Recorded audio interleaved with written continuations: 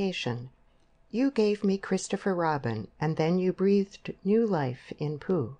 Whatever of each has left my pen goes homing back to you. My book is ready and comes to greet the mother it longs to see. It would be my present to you, my sweet, if it weren't your gift to me. Contradiction. An introduction is to introduce people, but Christopher Robin and his friends, who have already been introduced to you, are now going to say goodbye. So this is the opposite. When we asked Pooh what the opposite of an introduction was, he said, "The what of a what?" which didn't help us as much as we had hoped. But luckily Owl kept his head and told us that the opposite of an introduction, my dear Pooh, was a contradiction, and as he is very good at long words, I am sure that that's what it is. Why we are having a contradiction is because last week when Christopher Robin said to me, "What about that story you were going to tell me about what happened to Pooh when—" I happened to say very quickly, "What about 9 times 107? And when we had done that one, we had one about cows going through a gate at 2 a minute. And there are 300 in the field, so how many are left after an hour and a half? We find these very exciting, and when we have been excited quite enough, we curl up and go to sleep. And Pooh, sitting wakeful a little longer on his chair by our pillow, thinks grand thoughts to himself about nothing, until he too closes his eyes and nods his head, and follows us on tiptoe into the forest. There still we have magic adventures, more wonderful than any I have told you about. But now, when we wake up in the morning, they are gone before we can catch hold of them. How did the last one begin?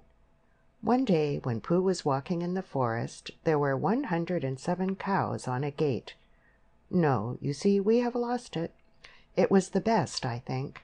Well, here are some of the other ones, all that we shall remember now. But, of course, it isn't really goodbye, because the forest will always be there, and anybody who is friendly with bears can find it. Chapter 1, in which a house is built at Pooh Corner for Eeyore. One day, when Pooh Bear had nothing else to do, he thought he would do something. So he went round to Piglet's house to see what Piglet was doing. It was still snowing as he stumped over the white forest track, and he expected to find Piglet warming his toes in front of his fire. But to his surprise he saw that the door was open, and the more he looked inside, the more Piglet wasn't there. "He's out," said Pooh sadly. "That's what it is. He's not in. I shall have to go a fast thinking walk by myself. Bother." But first he thought that he would knock very loudly, just to make quite sure. And while he waited for Piglet not to answer, he jumped up and down to keep warm, and a hum came suddenly into his head, which seemed to him a good hum, such as is hummed hopefully to others. "The more it snows, tiddly-pom, the more it goes, tiddly-pom, the more it goes, tiddly-pom, on snowing. And nobody knows, tiddly-pom, how cold my toes, tiddly-pom, how cold my toes, tiddly-pom, are growing." "So what I'll do," said Pooh, "is I'll do this. I'll just go home first and see what the time is, and perhaps I'll put a muffler around my neck, and then I'll go and see Eeyore and sing it to him." He hurried back to his own house, and his mind was so busy on the way with the hum that he was getting ready for Eeyore, that when he suddenly saw Piglet sitting in his best armchair, he could only stand there rubbing his head and wondering whose house he was in. "Hello, Piglet," he said. "I thought you were out." "No," said Piglet. "It's you who are out, Pooh." "So it was," said Pooh. "I knew one of us was." He looked up at his clock, which had stopped at 5 minutes to 11 some weeks ago. "Nearly 11 o'clock," said Pooh happily. "You're just in time for a little smackerel of something." And he put his head into the cupboard. "And then we'll go out, Piglet, and sing my song to Eeyore." "Which song, Pooh?" "The one we're going to sing to Eeyore," explained Pooh. The clock was still saying 5 minutes to 11 when Pooh and Piglet set out on their way half an hour later. The wind had dropped, and the snow, tired of rushing round in circles trying to catch itself up, now fluttered gently down until it found a place on which to rest, and sometimes the place was Pooh's nose, and sometimes it wasn't, and in a little while Piglet was wearing a white muffler round his neck, and feeling more snowy behind the ears than he had ever felt before.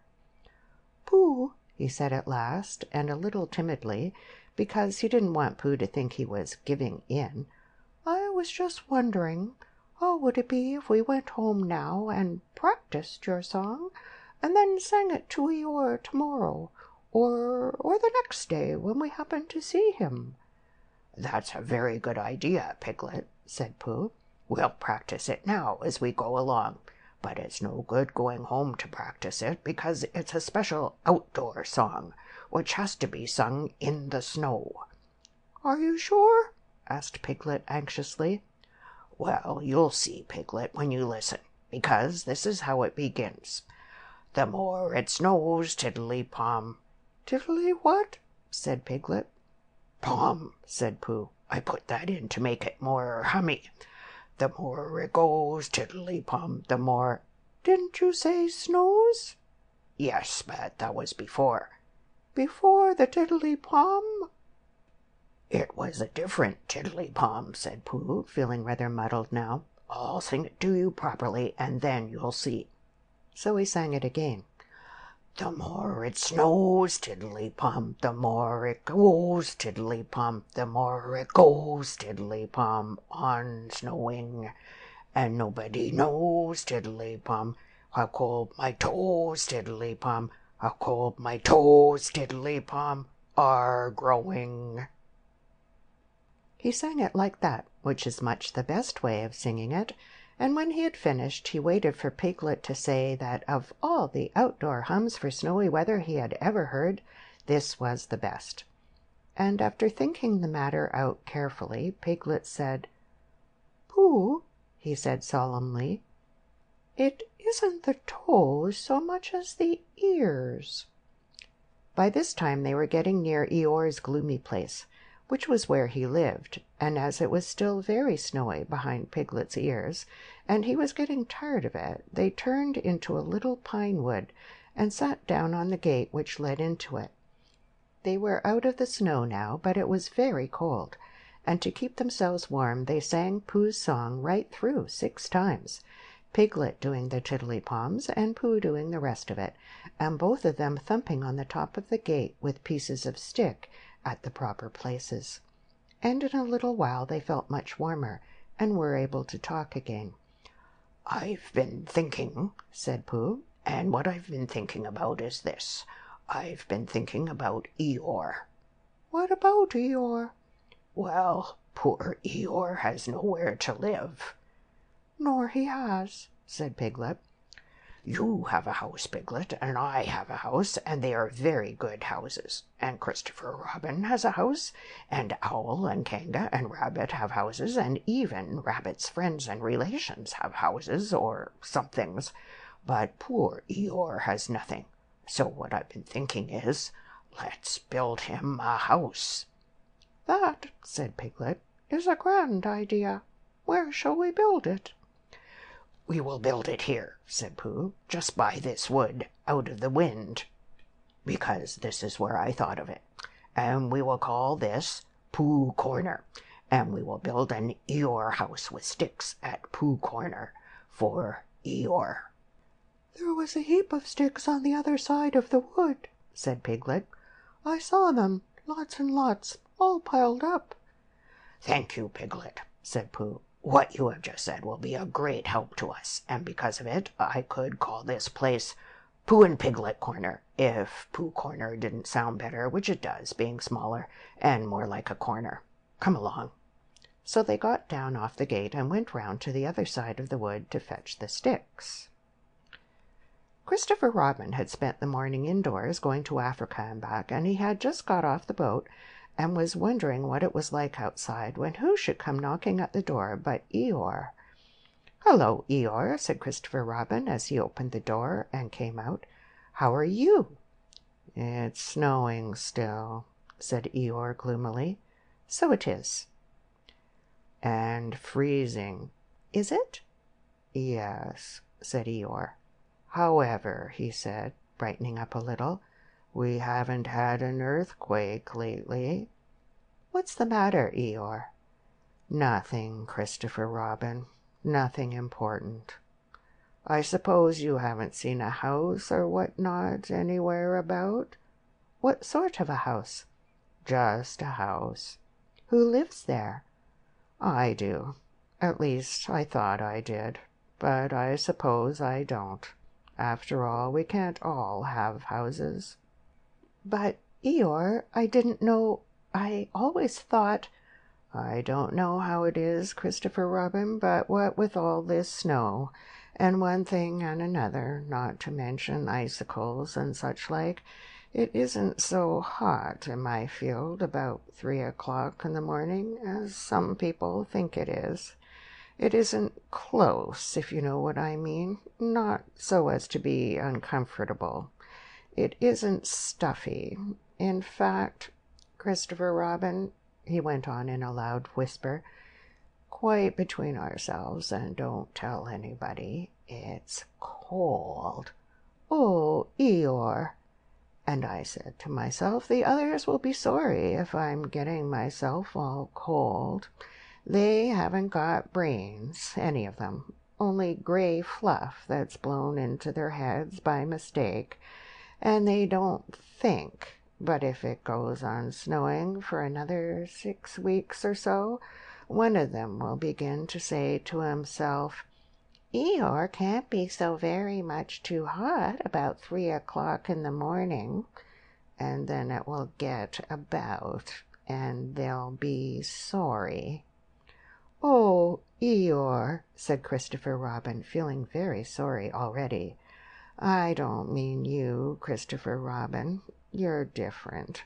So what it all comes to is that I built myself a house down by my little wood. Did you really? How exciting! The really exciting part, said Eeyore in his most melancholy voice, is that when I left it this morning it was there, and when I came back it wasn't. Not at all. Very natural, and it was only Eeyore's house. But still, I just wondered. Christopher Robin didn't stop to wonder. He was already back in his house, putting on his waterproof hat, his waterproof boots, and his waterproof mackintosh as fast as he could. We'll go and look for it at once, he called out to Eeyore. Sometimes, said Eeyore, when people have quite finished taking a person's house, there are 1 or 2 bits which they don't want, and are rather glad for the person to take back, if you know what I mean.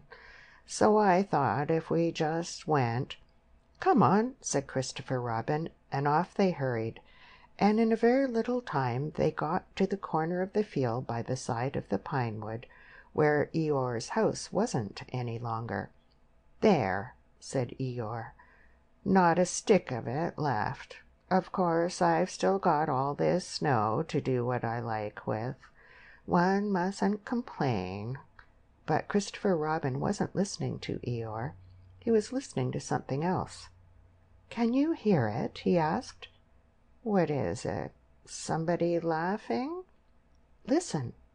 They both listened, and they heard a deep, gruff voice saying, in a singing voice, that the more it snowed, the more it went on snowing, and a small, high voice tiddly-palming in between. It's Pooh, said Christopher Robin excitedly. Possibly, said Eeyore. And Piglet, said Christopher Robin excitedly. Probably, said Eeyore. What we want is a trained bloodhound. The words of the song changed suddenly. "We've finished our house," sang the gruff voice. "Tiddly-pom," sang the squeaky one. "It's a beautiful house." "Tiddly-pom." "I wish it were mine." "Tiddly-pom." "Pooh!" shouted Christopher Robin. The singers on the gate stopped suddenly. "It's Christopher Robin," said Pooh eagerly. "He's round by the place where we got all those sticks from," said Piglet. "Come on," said Pooh. They climbed down their gate and hurried round the corner of the wood, Pooh making welcoming noises all the way. "Why, here is Eeyore," said Pooh when he had finished hugging Christopher Robin, and he nudged Piglet, and Piglet nudged him, and they thought to themselves what a lovely surprise they had got ready. "Hello, Eeyore." "Same to you, Pooh Bear, and twice on Thursdays," said Eeyore gloomily. Before Pooh could say, "Why Thursdays?" Christopher Robin began to explain the sad story of Eeyore's lost house. And Pooh and Piglet listened, and their eyes seemed to get bigger and bigger. "Where did you say it was?" asked Pooh. "Just here," said Eeyore. "Made of sticks?" "Yes." "Ooh," said Piglet. "What?" said Eeyore.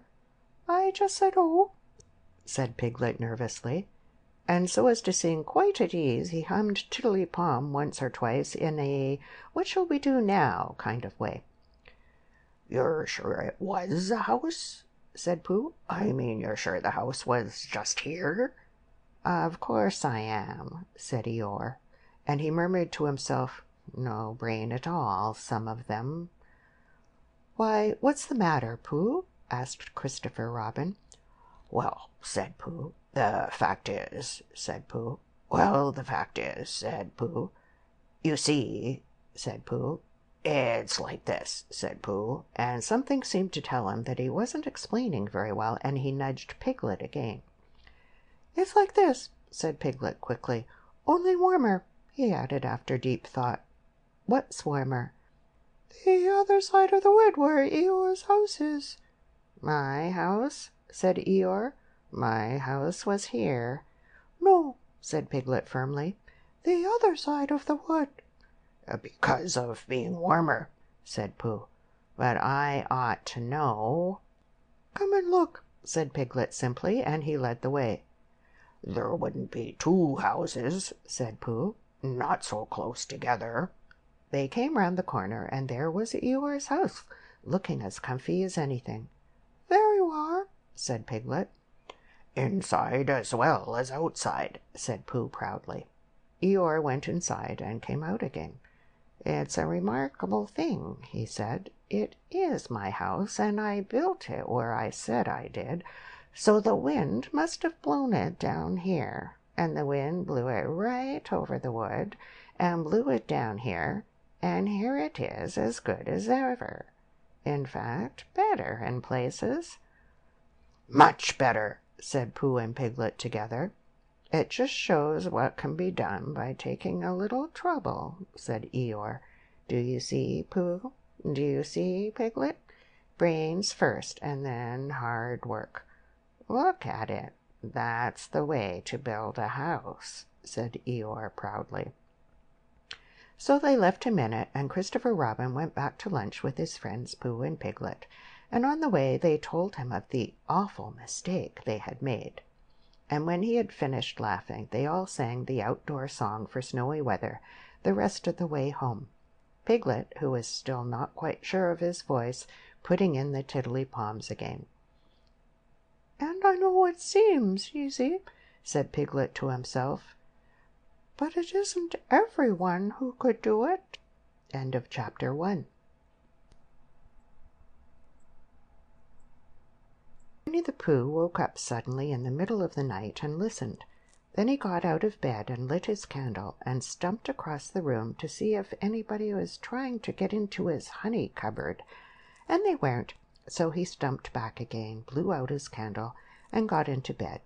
Then he heard the noise again. "Is that you, Piglet?" he said, but it wasn't. "Come in, Christopher Robin," he said, but Christopher Robin didn't. "Tell me about it tomorrow, Eeyore," said Pooh sleepily, but the noise went on. "Whir, whir, whir, whir, whir, whir, whir, whir," said whatever it was, and Pooh found that he wasn't asleep after all. "What can it be?" he thought. "There are lots of noises in the forest, but this is a different one. It isn't a growl, and it isn't a purr, and it isn't a bark. and it isn't the noise you make before beginning a piece of poetry, but it's a noise of some kind made by a strange animal, and he's making it outside my door. So I shall get up and ask him not to do it." He got out of bed and opened his front door. "Hello," said Pooh, in case there was anything outside. "Hello," said whatever it was. "Oh," said Pooh. "hello." "Hello." "Oh, there you are," said Pooh. "Hello." "Hello," said the strange animal, wondering how long this was going on. Pooh was just going to say "hello" for the fourth time when he thought that he wouldn't, so he said "Who is it?" instead. "Me," said a voice. "Oh," said Pooh. "Well, come here." So whatever it was came here, and in the light of the candle he and Pooh looked at each other. "I'm Pooh," said Pooh. "I'm Tigger," said Tigger. "Oh," said Pooh, for he had never seen an animal like this before. "does Christopher Robin know about you?" "Of course he does," said Tigger. "Well," said Pooh, "it's the middle of the night, which is a good time for going to sleep. And tomorrow morning we'll have some honey for breakfast. Do Tiggers like honey?" "They like everything," said Tigger cheerfully. "Then if they like going to sleep on the floor, I'll go back to bed," said Pooh, "and we'll do things in the morning. Good night." And he got back into bed and went fast asleep. When he awoke in the morning, the first thing he saw was Tigger sitting in front of the glass and looking at himself. "Hello," said Pooh. "Hello," said Tigger. "I've found somebody just like me. I thought I was the only one of them."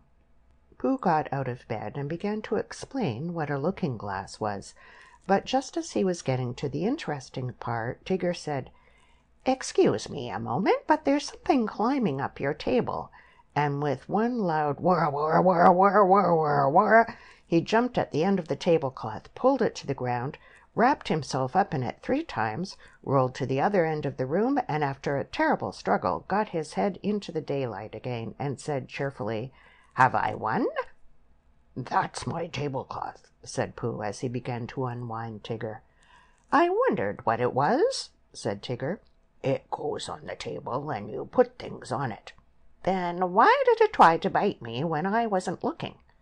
"I don't think it did," said Pooh.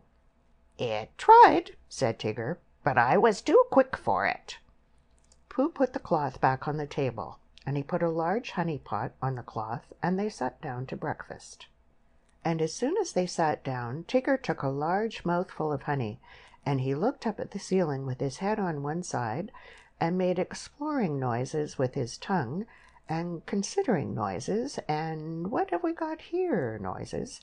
And then he said, in a very decided voice, "Tiggers don't like honey." "Oh," said Pooh, and tried to make it sound sad and regretful. "I thought they liked everything." "Everything except honey," said Tigger. Pooh felt rather pleased about this, and said that as soon as he had finished his own breakfast, he would take Tigger round to Piglet's house, and Tigger could try some of Piglet's haycorns. "Thank you, Pooh," said Tigger, "because haycorns is really what Tiggers like best." So after breakfast they went round to see Piglet, and Pooh explained as they went that Piglet was a very small animal who didn't like bouncing, and asked Tigger not to be too bouncy just at first. And Tigger, who had been hiding behind trees and jumping out on Pooh's shadow when it wasn't looking, said that Tiggers were only bouncy before breakfast, and that as soon as they had had a few haycorns, they became quiet and refined. So by and by they knocked at the door of Piglet's house. "Hello, Pooh," said Piglet. "Hello, Piglet. This is Tigger." "Oh, is it?" said Piglet, and he edged round to the other side of the table. "I thought Tiggers were smaller than that." "Not the big ones," said Tigger. "They like haycorns," said Pooh. "So that's what we've come for, because poor Tigger hasn't had any breakfast yet." Piglet pushed the bowl of haycorns towards Tigger and said, "Help yourself." And then he got close up to Pooh and felt much braver and said, "So you're Tigger? Well, well," in a careless sort of voice. But Tigger said nothing because his mouth was full of acorns. After a long munching noise, he said, "This is yours." And when Pooh and Piglet said, "What?" he said, "Scusi," and went outside for a moment. When he came back, he said firmly, "Tiggers don't like acorns." "But you said they liked everything except honey," said Pooh. "Everything except honey and acorns," explained Tigger. When he heard this, Pooh said, "Oh, I see." And Piglet, who was rather glad that Tiggers didn't like acorns, said, "What about thistles?" "Thistles," said Tigger, "is what Tiggers like best." "Then let's go along and see Eeyore," said Piglet. So the three of them went, and after they had walked and walked and walked, they came to the part of the forest where Eeyore was.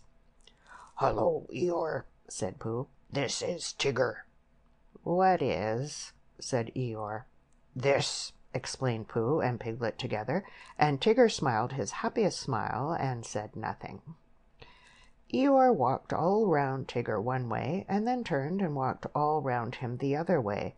"What did you say it was?" he asked. "Tigger." "Ah," said Eeyore.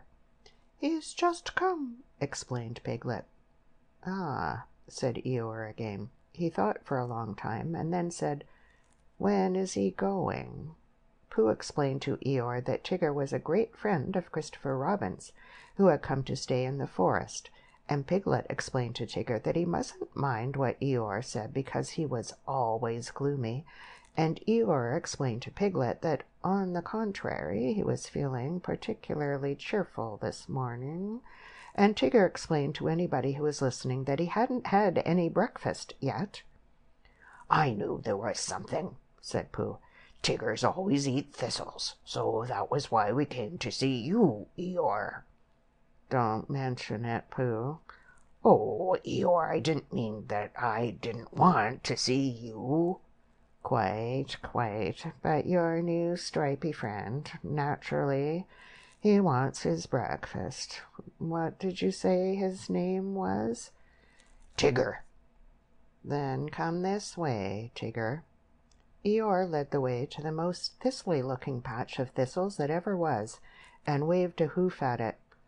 "A little patch I was keeping for my birthday," he said. "But after all, what are birthdays? Here today and gone tomorrow. Help yourself, Tigger." Tigger thanked him and looked a little anxiously at Pooh. "Are these really thistles?" he whispered. "Yes," said Pooh. "What Tiggers like best?" "That's right," said Pooh. "I see," said Tigger. So he took a large mouthful, and he gave a large crunch. "Oh!" said Tigger. He sat down and put his paw in his mouth. "What's the matter?" asked Pooh. "Hot," mumbled Tigger. "Your friend," said Eeyore, "appears to have bitten on a bee." Pooh's friend stopped shaking his head to get the prickles out, and explained that Tiggers didn't like thistles. "Then why bend a perfectly good one?" asked Eeyore. "But you said," began Pooh, "you said that Tiggers liked everything except honey and acorns." "And thistles," said Tigger, who was now running round in circles with his tongue hanging out. Pooh looked at him sadly. "What are we going to do?" he asked Piglet. Piglet knew the answer to that, and he said at once that they must go and see Christopher Robin. "You'll find him with Kanga," said Eeyore. He came close to Pooh and said in a loud whisper, "Could you ask your friend to do his exercises somewhere else? I shall be having lunch directly and don't want it bounced on just before I begin. A trifling matter and fussy of me, but we all have our little ways." Pooh nodded solemnly and called to Tigger, "Come along and we'll go see Kanga. She's sure to have lots of breakfast for you." Tigger finished his last circle and came up to Pooh and Piglet. "Hot!" he exclaimed with a large and friendly smile. "Come on!" And he rushed off. Pooh and Piglet walked slowly after him, and as they walked, Piglet said nothing because he couldn't think of anything, and Pooh said nothing because he was thinking of a poem. And when he had thought of it, he began. "What shall we do about poor little Tigger? If he never eats nothing, he'll never get bigger. He doesn't like honey and acorns and thistles, because of the taste and because of the bristles, and all the good things which an animal likes have the wrong sort of swallow, or too many spikes." "He's quite big enough, anyhow," said Piglet. "He isn't really very big." "Well, he seems so." Pooh was thoughtful when he heard this, and then he murmured to himself, "But whatever his weight in pounds, shillings, and ounces, he always seems bigger because of his bounces." "And that's the whole poem," he said. "Do you like it, Piglet?" "All except the shillings," said Piglet. "I don't think they ought to be there." "They wanted to come in after the pounds," explained Pooh, "so I let them. It is the best way to write poetry, letting things come." "Oh, I didn't know," said Piglet. Tigger had been bouncing in front of them all this time, turning round every now and then to ask, "Is this the way?" And now at last they came in sight of Kanga's house, and there was Christopher Robin. Tigger rushed up to him. "Oh, there you are, Tigger," said Christopher Robin. "I knew you'd be somewhere." "I've been finding things in the forest," said Tigger importantly. "I've found a Pooh and a Piglet and an Eeyore, but I can't find any breakfast." Pooh and Piglet came up and hugged Christopher Robin and explained what had been happening. "Don't you know what Tigger's like?" asked Pooh. "I expect if I thought very hard I should," said Christopher Robin, "but I thought Tigger knew." "I do," said Tigger. "Everything there is in the world except honey and acorns and what were those hot things called?" "Thistles." "Yes, and those." "Oh, well, then Kanga can give you some breakfast." So they went into Kanga's house, and when Roo had said, "Hello, Pooh!" and "Hello, Piglet!" once, and "Hello, Tigger!" twice, because he had never said it before and it sounded funny, they told Kanga what they wanted, and Kanga said very kindly, "Well, look in my cupboard, Tigger dear, and see what you'd like," because she knew at once that however big Tigger seemed to be, he wanted as much kindness as Roo. "Shall I look too?" said Pooh, who was beginning to feel a little 11 o'clock-ish, and he found a small tin of condensed milk, and something seemed to tell him that Tigger's didn't like this, so he took it into a corner by itself and went with it to see that nobody interrupted it. But the more Tigger put his nose into this and his paw into that, the more things he found which Tigger's didn't like. And when he had found everything in the cupboard and couldn't eat any of it, he said to Kanga, "What happens now?" But Kanga and Christopher Robin and Piglet were all standing round Roo, watching him have his extract of malt.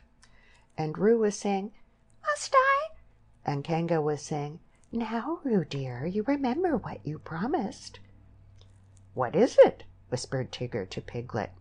"His strengthening medicine," said Piglet. "He hates it." So Tigger came closer, and he leant over the back of Roo's chair, and suddenly he put out his tongue and took one large gulp, and with a sudden jump of surprise, Kanga said, "Oh!" and then clutched at the spoon again just as it was disappearing and pulled it safely back out of Tigger's mouth. But the extract of malt had gone. "Tigger, dear," said Kanga. "He's taken my medicine! He's taken my medicine! He's taken my medicine!" sang Roo happily, thinking it was a tremendous joke. Then Tigger looked up at the ceiling and closed his eyes, and his tongue went round and round his chops in case he had left any outside, and a peaceful smile came over his face as he said, "So that's what Tigger's like." Which explains why he always lived at Kanga's house afterwards, and had extract of malt for breakfast, dinner, and tea. and sometimes when Kanga thought he wanted strengthening, he had a spoonful or two of Rue's breakfast after meals as medicine. "But I think," said Piglet to Pooh, "that he's been strengthened quite enough." End of chapter 2. Pooh was sitting in his house one day, counting his pots of honey, when there came a knock on the door. 14, said Pooh. "Come in. 14, or was it 15? Bother, that's muddled me." "Hello, Pooh," said Rabbit. "Hello, Rabbit. 14, wasn't it?" "What was?" "My pots of honey that I was counting." 14, that's right." "Are you sure?" "No," said Rabbit. "Does it matter?" "I just like to know," said Pooh humbly, "so as I can say to myself, I've got 14 pots of honey left. Or 15, as the case may be. It's sort of comforting." "Well, let's call it 16, said Rabbit. "What I came to say was, have you seen Small anywhere about?" "I don't think so," said Pooh. And then, after thinking a little more, he said, "Who is Small?" "One of my friends and relations," said Rabbit carelessly. This didn't help Pooh much, because Rabbit had so many friends and relations, and of such different sorts and sizes that he didn't know whether he ought to be looking for Small at the top of an oak tree or in the petal of a buttercup. "I haven't seen anybody today," said Pooh. "Not so as to say, 'Hello, Small,' to. Did you want him for anything?" "I don't want him," said Rabbit, "but it's always useful to know where a friend and relation is, whether you want him or whether you don't." "Oh, I see," said Pooh. "Is he lost?" "Well," said Rabbit, "nobody has seen him for a long time, so I suppose he is. Anyhow," he went on importantly, "I promised Christopher Robin I'd organize a search for him, so come on." Pooh said goodbye affectionately to his 14 pots of honey and hoped they were 15, and he and Rabbit went out into the forest. "Now," said Rabbit, "this is a search, and I've organized it." "Done what to it?" said Pooh. "Organized it, which means, well, it's what you do to a search when you don't all look in the same place at once. So I want you, Pooh, to search by the 6 pine trees first, and then work your way towards Owl's house, and look out for me there. Do you see?" "No," said Pooh. "What?" "Then I'll see you at Owl's house in about an hour's time." "Is Piglet organized too?" "We all are," said Rabbit, and off he went. As soon as Rabbit was out of sight, Pooh remembered that he had forgotten to ask who Small was, and whether he was the sort of friend and relation who settled on one's nose, or the sort who got trodden on by mistake, and as it was too late now, he thought he would begin the hunt by looking for Piglet, and asking him what they were looking for before he looked for it. "And it's no good looking at the 6 pine trees for Piglet," said Pooh to himself, "because he's been organized in a special place of his own, so I shall have to look for the special place first. I wonder where it is." And he wrote it down in his head like this: Order of looking for things. 1. Special place, to find Piglet. 2. Piglet, to find who Small is. 3. Small, to find Small. 4. Rabbit, to tell him I've found Small. 5. Small again, to tell him I've found Rabbit. "Which makes it look like a bothering sort of day," thought Pooh as he stumped along. The next moment the day became very bothering indeed, because Pooh was so busy not looking where he was going that he stepped on a piece of the forest which had been left out by mistake, and he only just had time to think to himself, "I'm flying! What Owl does. I wonder how you stop." When he stopped. Bump! Oh! Squeaked something. "That's funny," thought Pooh. "I said ow without really oohing." Help! said a small high voice. "That's me again," thought Pooh. "I've had an accident and fallen down a well, and my voice has gone all squeaky and works before I'm ready for it because I've done something to myself inside. Bother." Help! There you are. I say things when I'm not trying, so it must be a very bad accident. And then he thought that perhaps when he did try to say things, he wouldn't be able to. So to make sure, he said loudly, A very bad accident to Pooh Bear. "Pooh!" squeaked the voice. It's Piglet, cried Pooh eagerly. Where are you? "Underneath," said Piglet in an underneath sort of way.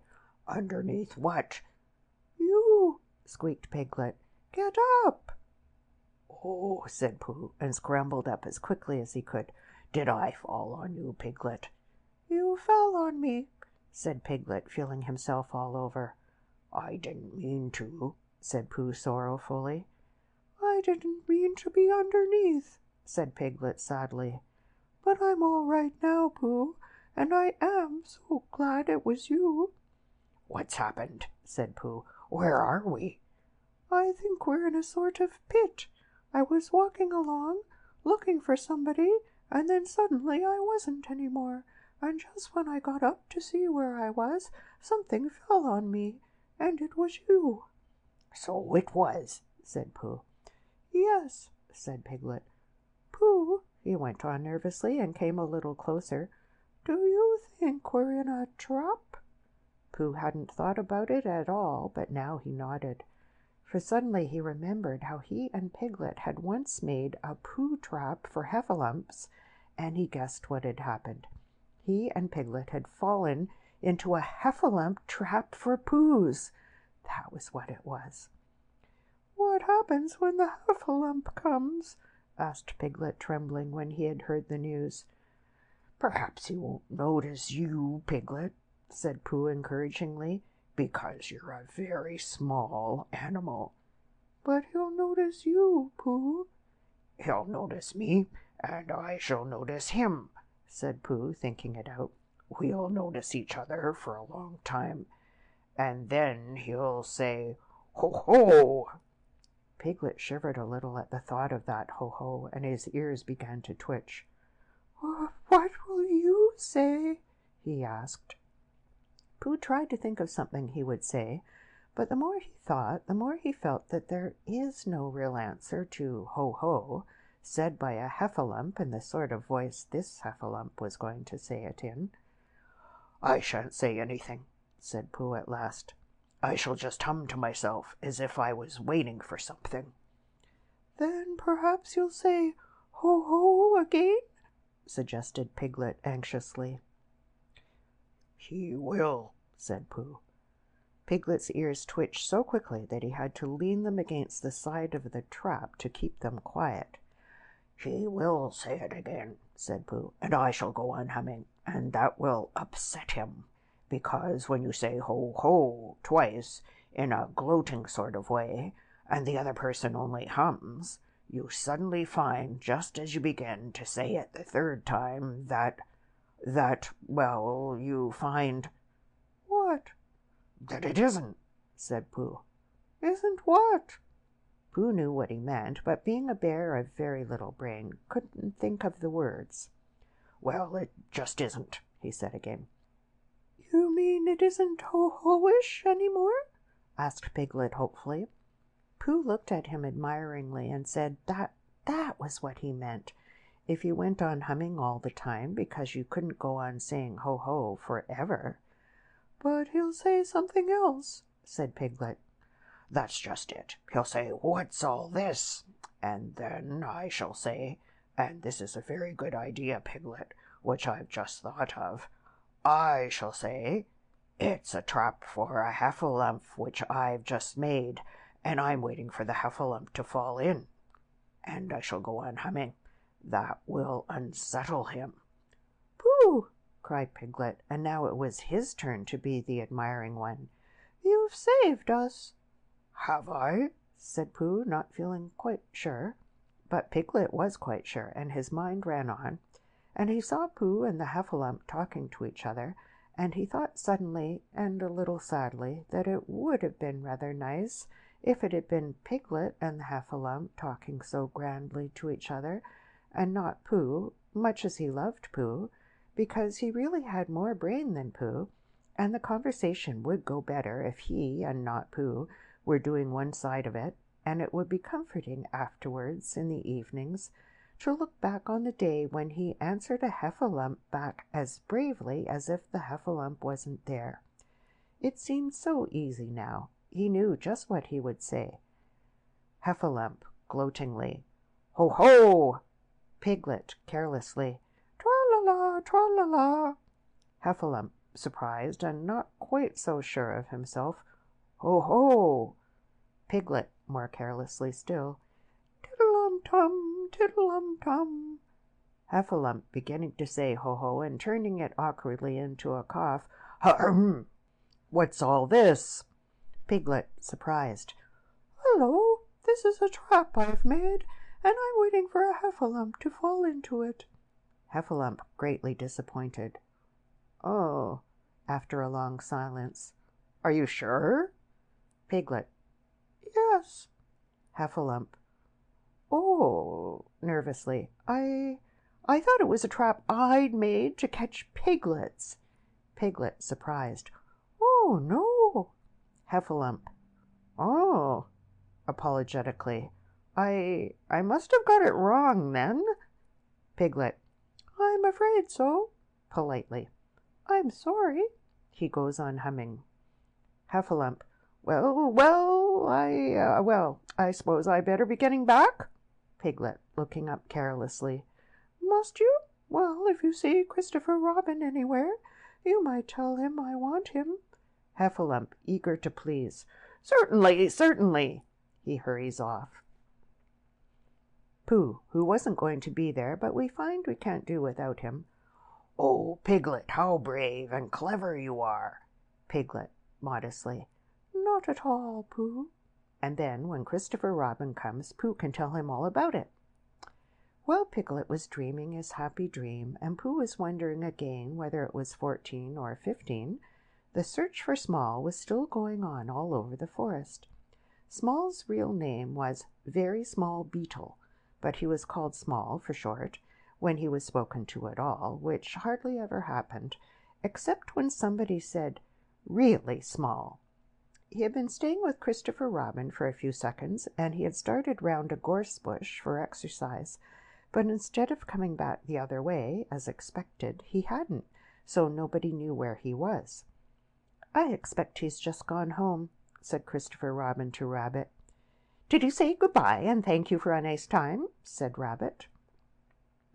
"He's only just said, 'How do you do?'" said Christopher Robin. "Ha!" said Rabbit. After thinking a little, he went on. "Has he written a letter saying how much he enjoyed himself and how sorry he was he had to go so suddenly?" Christopher Robin didn't think he had. "Ha!" said Rabbit again, and looked very important. "This is serious. He is lost. We must begin the search at once." Christopher Robin, who was thinking of something else, said, "Where's Pooh?" But Rabbit had gone. So he went into his house and drew a picture of Pooh going on a long walk at about 7 o'clock in the morning, and then he climbed to the top of his tree and climbed down again, and then he wondered what Pooh was doing and went across the forest to see. It was not long before he came to the gravel pit, and he looked down, and there were Pooh and Piglet with their backs to him, dreaming happily. "Ho, ho!" said Christopher Robin loudly and suddenly. Piglet jumped 6 inches in the air with surprise and anxiety, but Pooh went on dreaming. "It's the heffalump," thought Piglet nervously. "Now then," he hummed in his throat a little so that none of the words should stick, and then, in the most delightfully easy way, he said, "Tra-la-la, tra-la-la," as if he had just thought of it. But he didn't look round, because if you look round and see a very fierce heffalump looking down at you, sometimes you forget what you were going to say.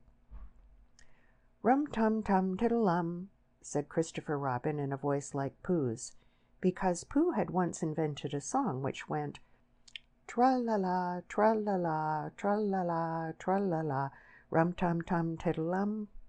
So whenever Christopher Robin sings it, he always sings it in a Pooh voice, which seems to suit it better.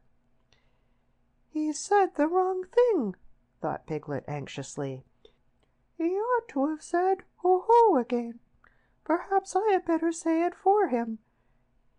And as fiercely as he could, Piglet said, "Ho-ho!" "How did you get there, Piglet?"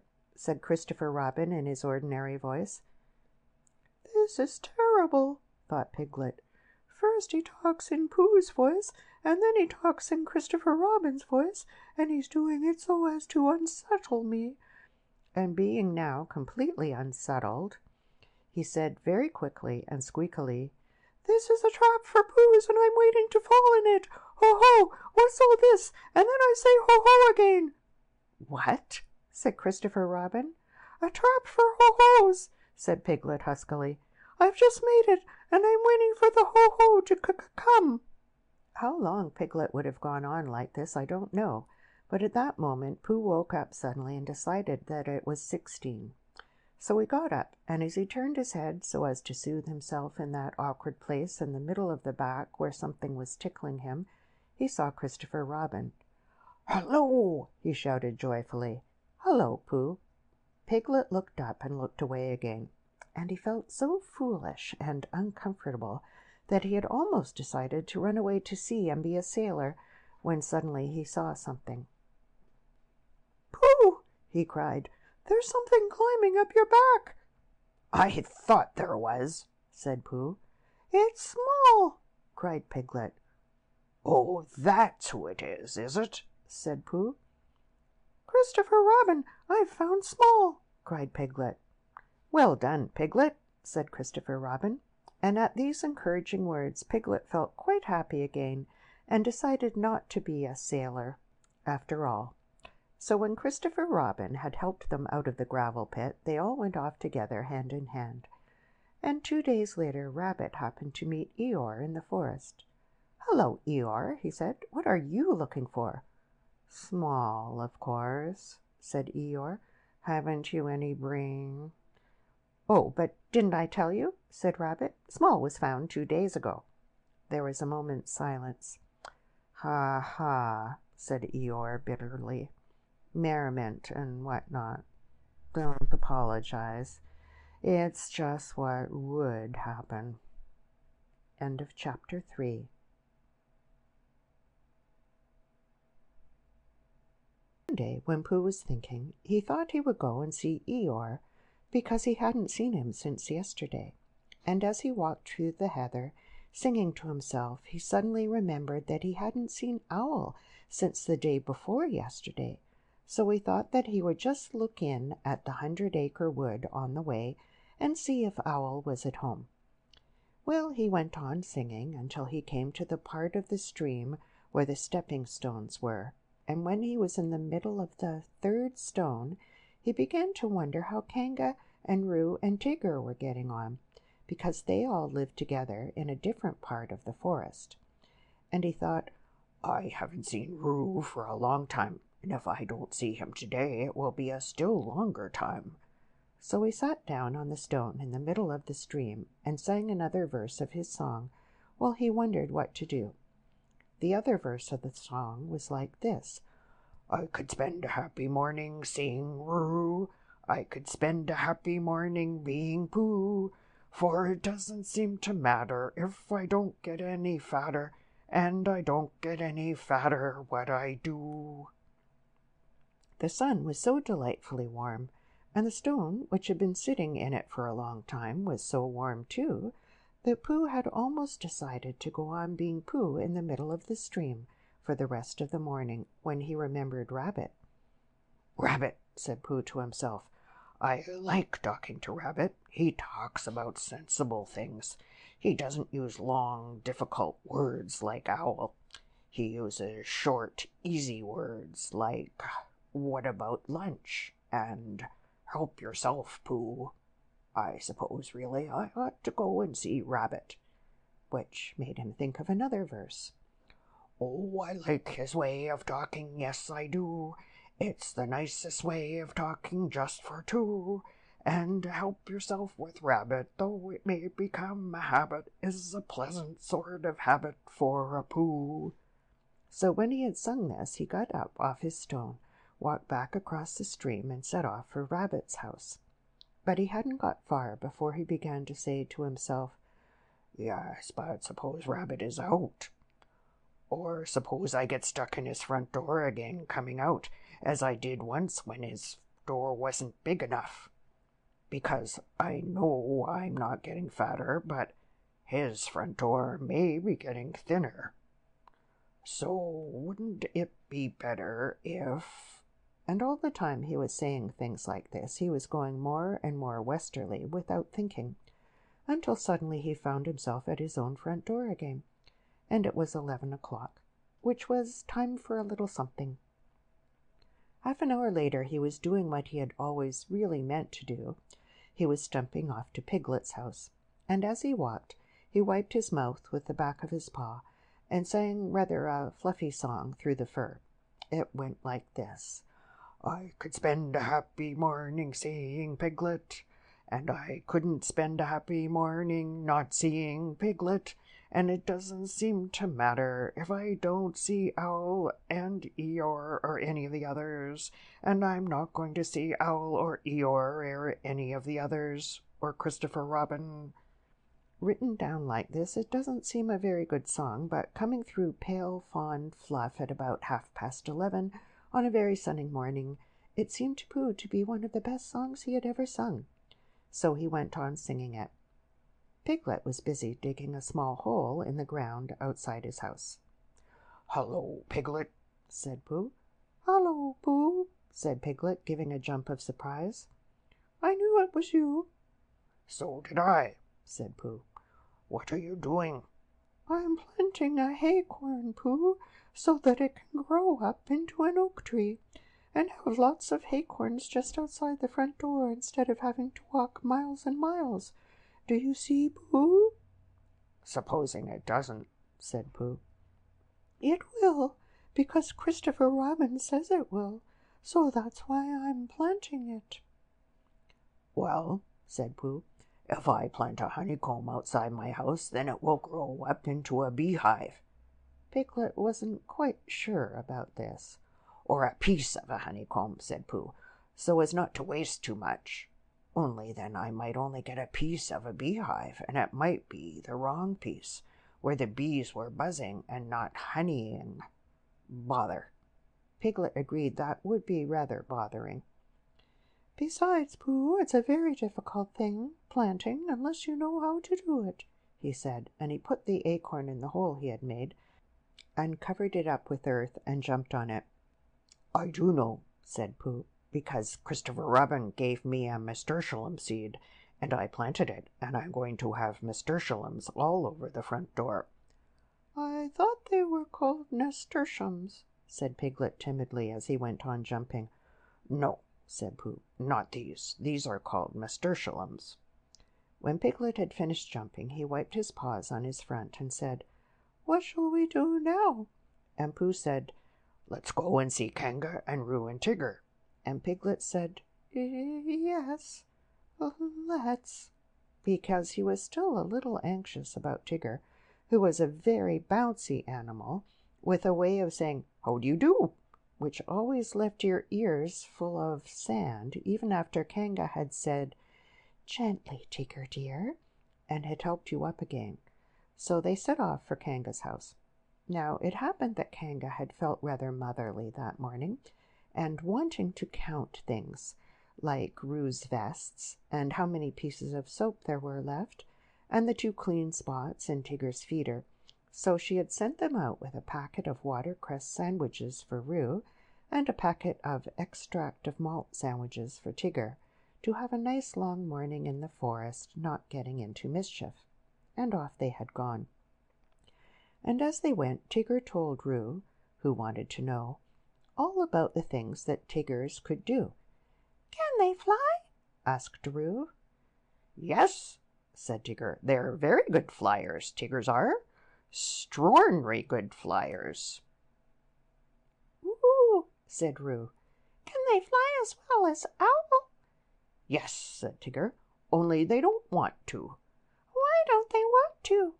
"Well, they just don't like it somehow."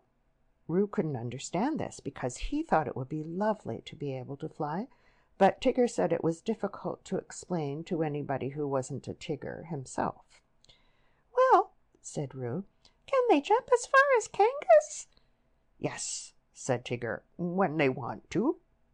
I love jumping, said Roo.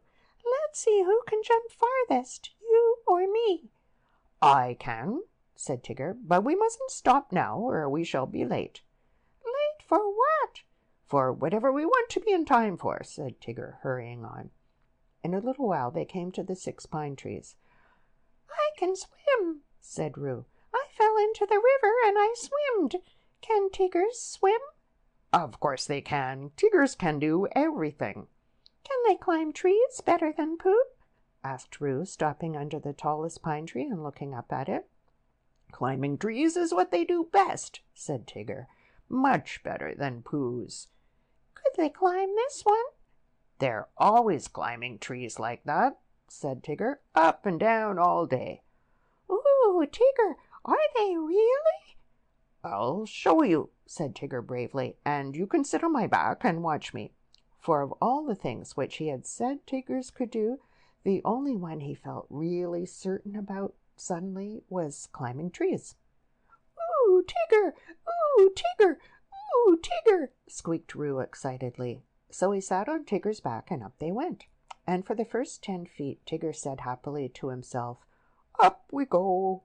And for the next 10 feet, he said, "I always said Tiggers could climb trees."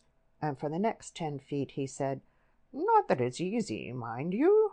And for the next 10 feet, he said, "Of course, there's the coming down, too, backwards." And then he said, "Which will be difficult, unless one fell, when it would be easy." And at the word easy, the branch he was standing on broke suddenly, and he just managed to clutch at the one above him as he felt himself going. And then slowly he got his chin over it, and then one back paw, and then the other, until at last he was sitting on it, breathing very quickly, and wishing that he had gone in for swimming instead. Roo climbed off and sat down next to him. "Ooh, Tigger," he said excitedly.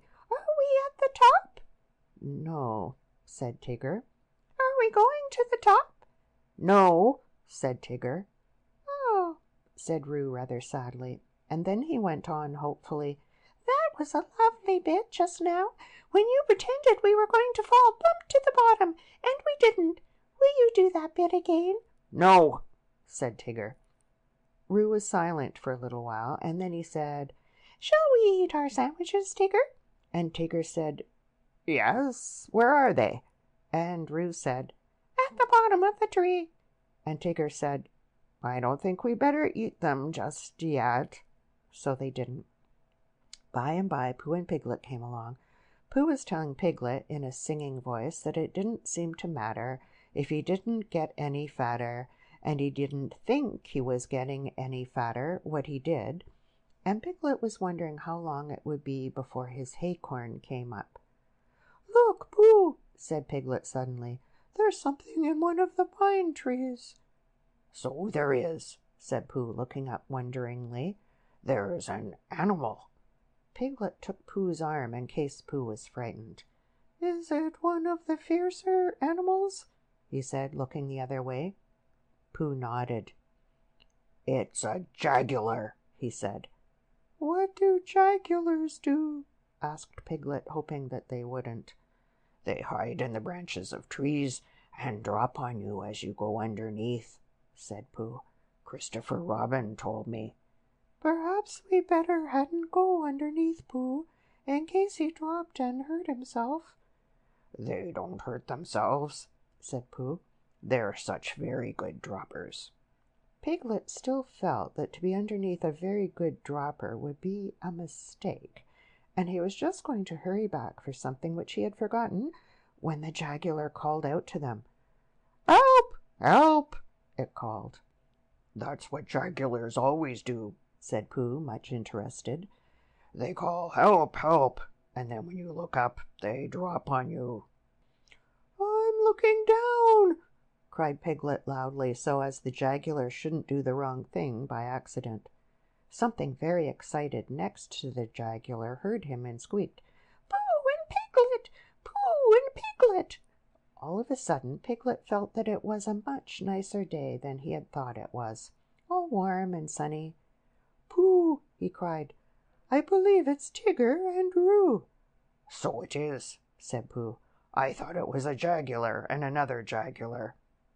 "Hello, Roo!" called Piglet. "What are you doing?" "We can't get down! We can't get down!" cried Roo. "Isn't it fun? Pooh, isn't it fun? Tigger and I are living in a tree like Owl, and we're going to stay here forever and ever. I can see Piglet's house. Piglet, I can see your house from here. Aren't we high? Is Owl's house as high up as this?" "How did you get there, Roo?" asked Piglet. "On Tigger's back, and Tiggers can't climb downwards because their tails get in the way, only upwards, and Tigger forgot about that when we started, and he's only just remembered. So we've got to stay here forever and ever, unless we go higher. What did you say, Tigger? Oh, Tigger says if we go higher we shan't be able to see Piglet's house so well, so we're going to stop here." "Piglet," said Pooh solemnly when he had heard all this, "what shall we do?" and he began to eat Tigger's sandwiches. "Are they stuck?" asked Piglet anxiously. Pooh nodded. "Couldn't you climb up to them?" "I might, Piglet, and I might bring Roo down on my back, but I couldn't bring Tigger down, so we must think of something else." And in a thoughtful way he began to eat Roo's sandwiches too. Whether he would have thought of anything before he had finished the last sandwich, I don't know, but he had just got to the last but one when there was a crackling in the bracken, and Christopher Robin and Eeyore came strolling along together. "I shouldn't be surprised if it hailed a good deal tomorrow," Eeyore was saying. "Blizzards and what not. Being fine today doesn't mean anything. It has no what's that word? Well, it has none of that. It's just a small piece of weather." "There's Pooh," said Christopher Robin, who didn't much mind what it did tomorrow as long as he was out in it. "Hello, Pooh." "It's Christopher Robin," said Piglet. "He'll know what to do." They hurried up to him. "Oh, Christopher Robin," began Pooh. "And Eeyore," said Eeyore.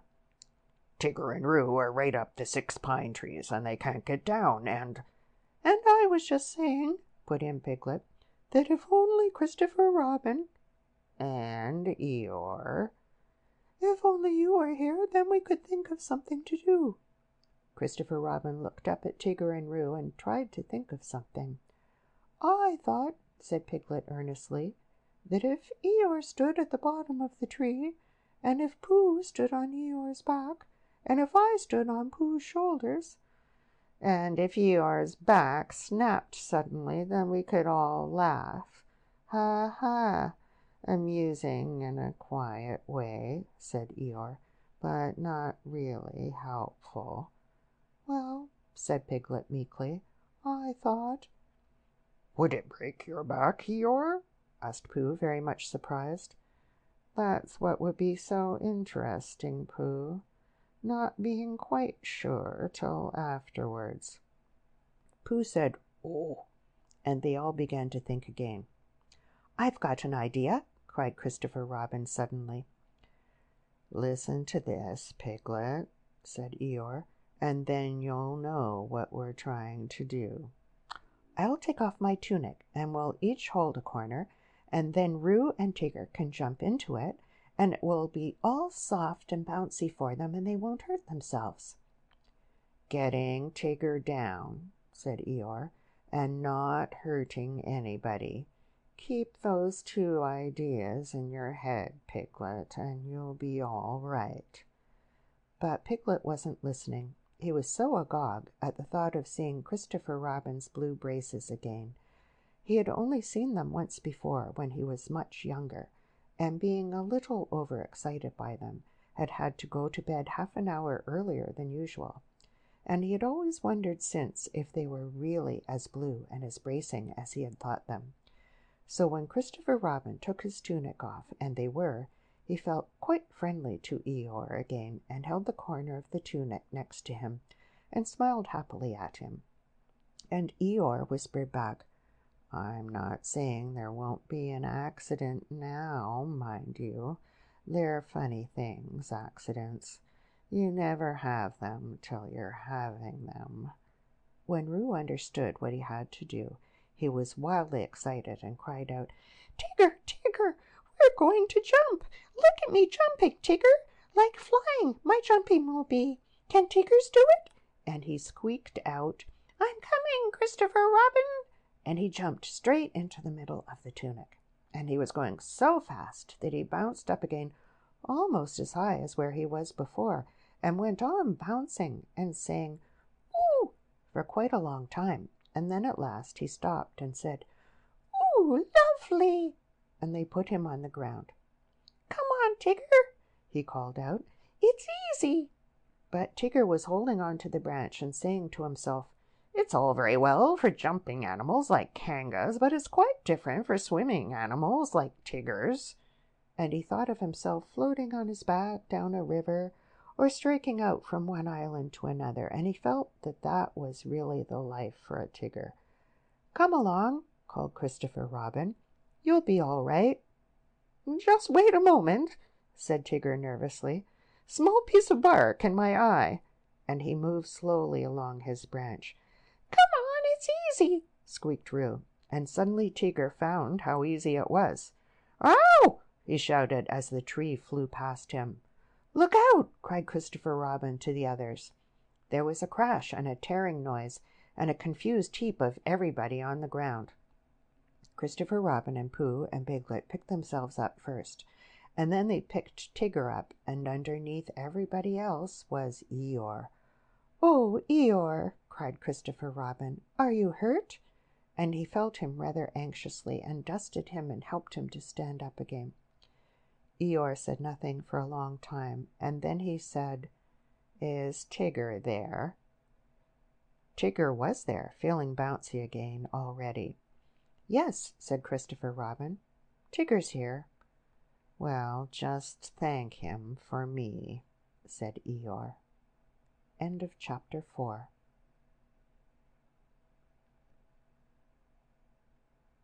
It was going to be one of Rabbit's busy days. As soon as he woke up, he felt important, as if everything depended upon him. It was just the day for organizing something, or for writing a notice signed Rabbit, or for seeing what everybody else thought about it. It was a perfect morning for hurrying round to Pooh and saying, "Very well then, I'll tell Piglet," and then going to Piglet and saying, "Pooh thinks, but perhaps I'd better see Owl first."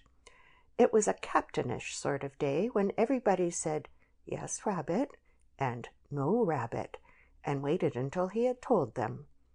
He came out of his house and sniffed the warm spring morning as he wondered what he would do. Kanga's house was nearest, and at Kanga's house was Roo, who said, "Yes, Rabbit," and "No, Rabbit," almost better than anybody else in the forest. But there was another animal there nowadays, the strange and bouncy Tigger, and he was the sort of Tigger who was always in front when you were showing him the way anywhere, and was generally out of sight when at last you came to the place and said proudly, "Here we are." "No, not Kanga's," said Rabbit thoughtfully to himself, as he curled his whiskers in the sun, and to make quite sure that he wasn't going there, he turned to the left and trotted off in the other direction, which was the way to Christopher Robin's house. "After all," said Rabbit to himself, "Christopher Robin depends on me. He's fond of Pooh and Piglet and Eeyore, and so am I, but they haven't any brain, not to notice. And he respects Owl, because you can't help respecting anybody who can spell Tuesday, even if he doesn't spell it right. But spelling isn't everything. There are days when spelling Tuesday simply doesn't count, and Kanga is too busy looking after Roo, and Roo is too young, and Tigger is too bouncy to be of any help, so there's really nobody but me when you come to look at it. I'll go and see if there's anything he wants doing, and then I'll do it for him. It's just the day for doing things." He trotted along happily, and by the by he crossed the stream, and came to the place where his friends and relations lived. There seemed to be even more of them about than usual this morning, and having nodded to a hedgehog or two, with whom he was too busy to shake hands, and having said, good morning, importantly to some of the others, and, ah, there you are, kindly to the smaller ones, he waved a paw at them over his shoulder and was gone, leaving such an air of excitement, and I don't know what, behind him, that several members of the beetle family, including Henry Rush, made their way at once to the 100-acre wood and began climbing trees, in the hope of getting to the top before it happened, whatever it was, so they might see it properly. Rabbit hurried on by the edge of the 100-acre wood, feeling more important every minute, and soon he came to the tree where Christopher Robin lived. He knocked at the door, and he called out once or twice, and then he walked back a little way and put his paw up to keep the sun out, and called to the top of the tree, and then he turned all round and shouted, "Hello!" and "I say, it's Rabbit!" But nothing happened. Then he stopped and listened, and everything stopped and listened with him, and the forest was very lone and still and peaceful in the sunshine, until suddenly 100 miles above him a lark began to sing. "Bother," said Rabbit, "he's gone out." He went back to the green front door just to make sure, and he was turning away, feeling that his morning had got all spoilt, when he saw a piece of paper on the ground, and there was a pin in it, as if it had fallen off the door. "Ha!" said Rabbit, feeling quite happy again. "Another notice." This is what it said: "Gone out Baxon, busy Baxon, C.R."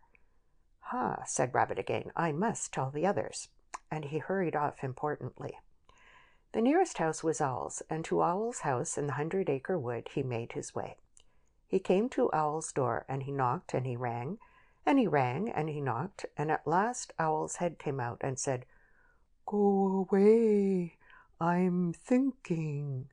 Oh, it's you," which was how he always began. "Owl," said Rabbit shortly, "you and I have brains. The others have fluff. If there is any thinking to be done in this forest, and when I say thinking, I mean thinking, you and I must do it." "Yes," said Owl, "I was." "Read that." Owl took Christopher Robin's notice from Rabbit and looked at it nervously. He could spell his own name, W-O-L, and he could spell Tuesday so that you knew it wasn't Wednesday, and he could read quite comfortably when you weren't looking over his shoulder and saying, "Well," all the time, and he could— "Well?" said Rabbit. "Yes," said Owl, looking wise and thoughtful, "I see what you mean. Undoubtedly." "Well?" "Exactly," said Owl. "Precisely." And he added, after a little thought, "If you had not come to me, I should have come to you." "Why?" asked Rabbit. "For that very reason," said Owl, hoping that something helpful would happen soon. "Yesterday morning," said Rabbit solemnly, "I went to see Christopher Robin. He was out. Pinned on his door was a notice." "The same notice?" "A different one, but the meaning was the same. It's very odd."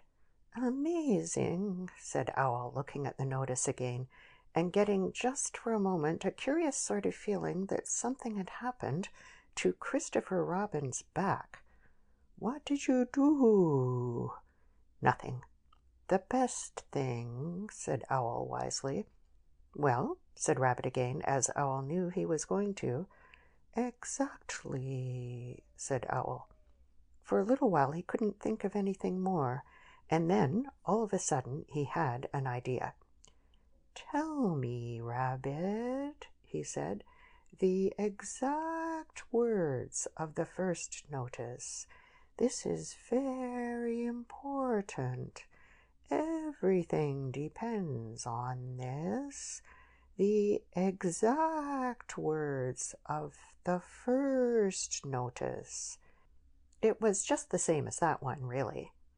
Owl looked at him and wondered whether to push him off the tree, But feeling that he could always do it afterwards, he tried once more to find out what they were talking about.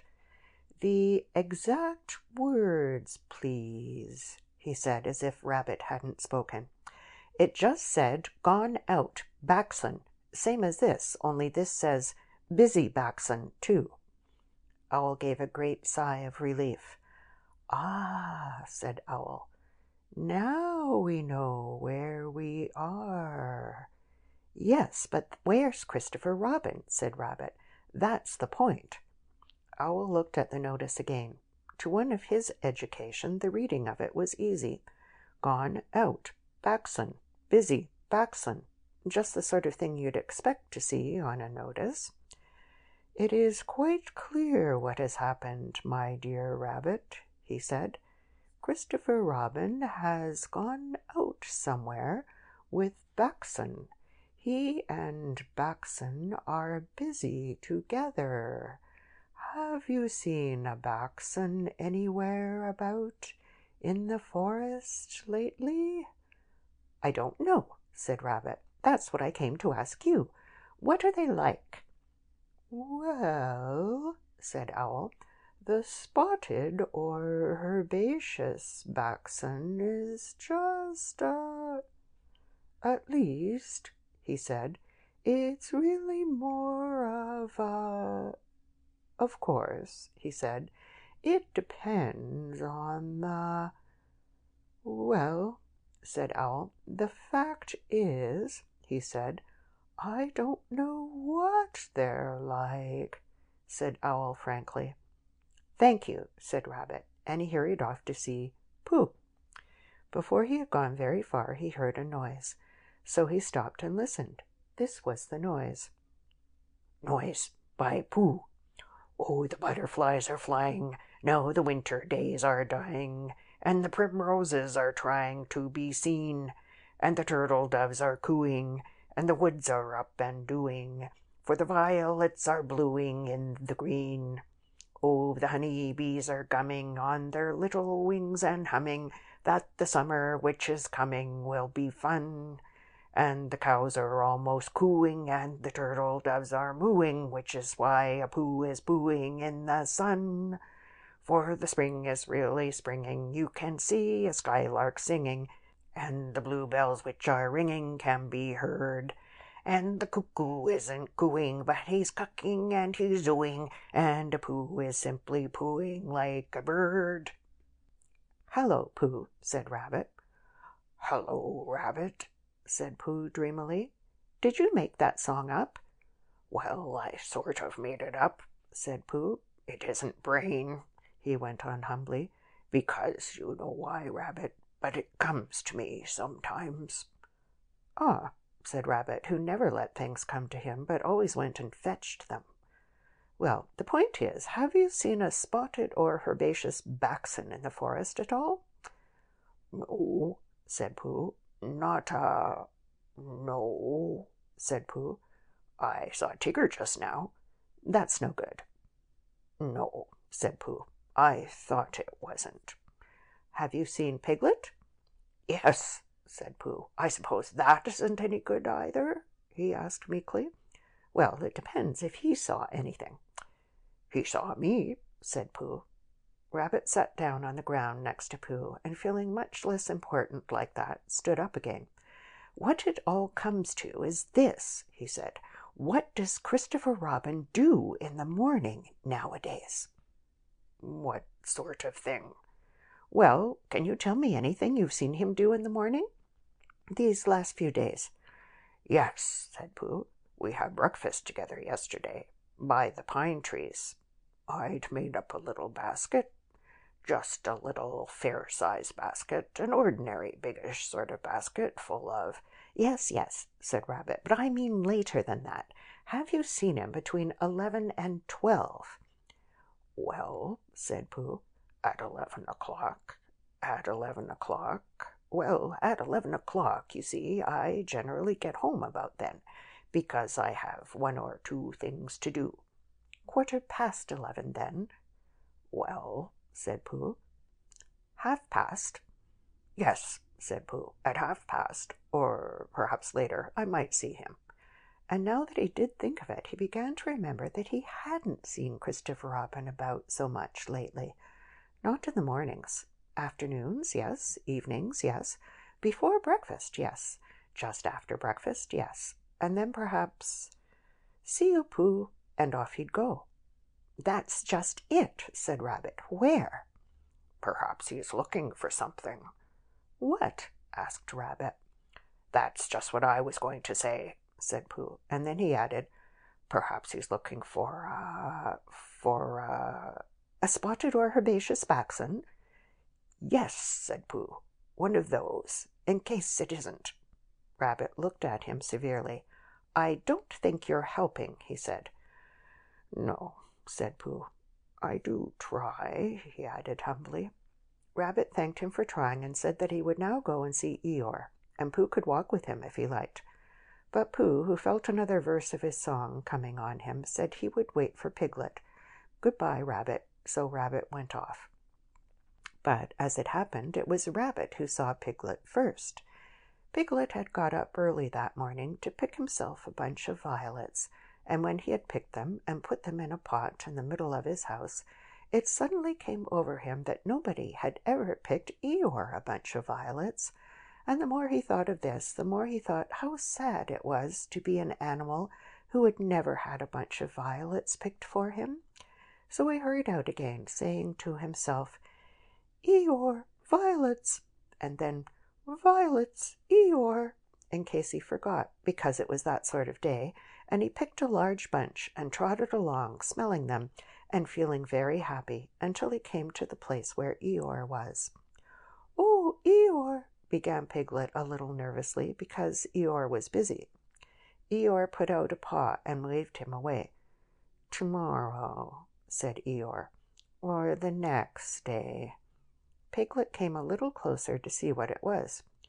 Eeyore had 3 sticks on the ground and was looking at them. 2 of the sticks were touching at one end, but not at the other, and the 3rd stick was laid across them. Piglet thought that perhaps it was a trap of some kind.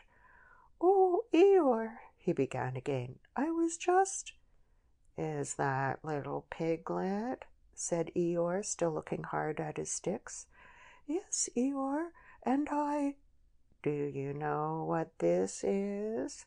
"No," said Piglet. "It's an A." "Oh," said Piglet. "Not O, A," said Eeyore severely.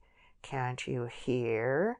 Or do you think you have more education than Christopher Robin?" "Yes," said Piglet. "No," said Piglet very quickly, and he came closer still. "Christopher Robin said it was an A, and an A it is, until somebody treads on it," Eeyore added sternly. Piglet jumped backwards hurriedly and smelt at his violets. "Do you know what A means, little Piglet?" "No, Eeyore, I don't." "It means learning. It means education. It means all the things that you and Pooh haven't got. That's what A means." "Oh," said Piglet again. "I mean, does it?" he explained quickly. "I'm telling you, people come and go in this forest, and they say, 'It's only Eeyore, so it doesn't count.' They walk to and fro, saying, 'Ha, ha,' but do they know anything about A? They don't. It's just 3 sticks to them. But to the educated, mark this, little Piglet, to the educated, not meaning Poohs and Piglets, it's a great and glorious A.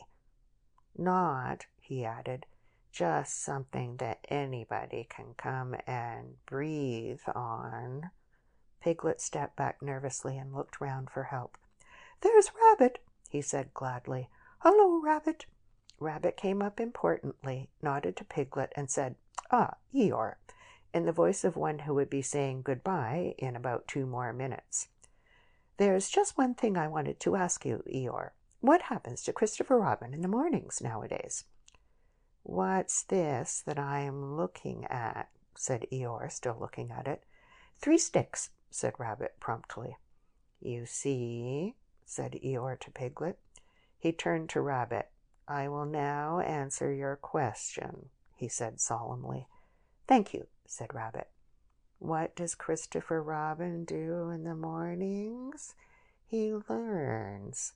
He becomes educated. He instigates.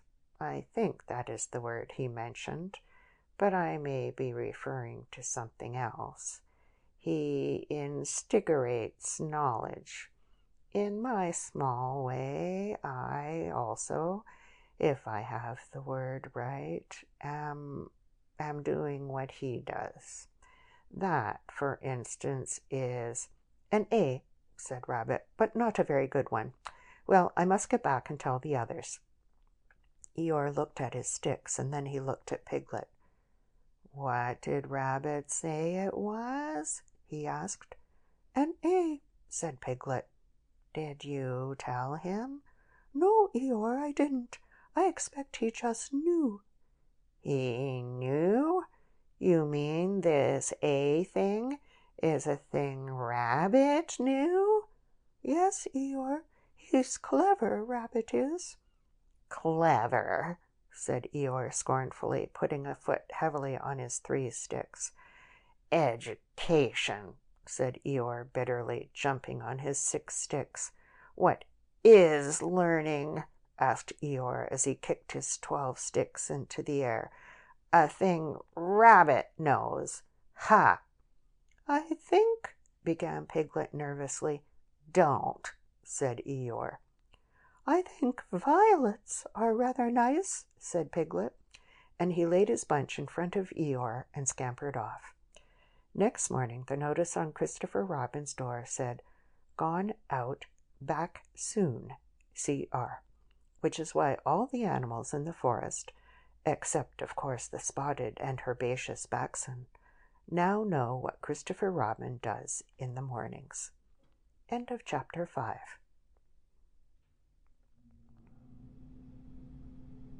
By the time it came to the edge of the forest, the stream had grown up, so that it was almost a river, and being grown up, it did not run and jump and sparkle along as it used to do when it was younger, but moved more slowly, for it knew now where it was going, and it said to itself, "There is no hurry, we shall get there some day."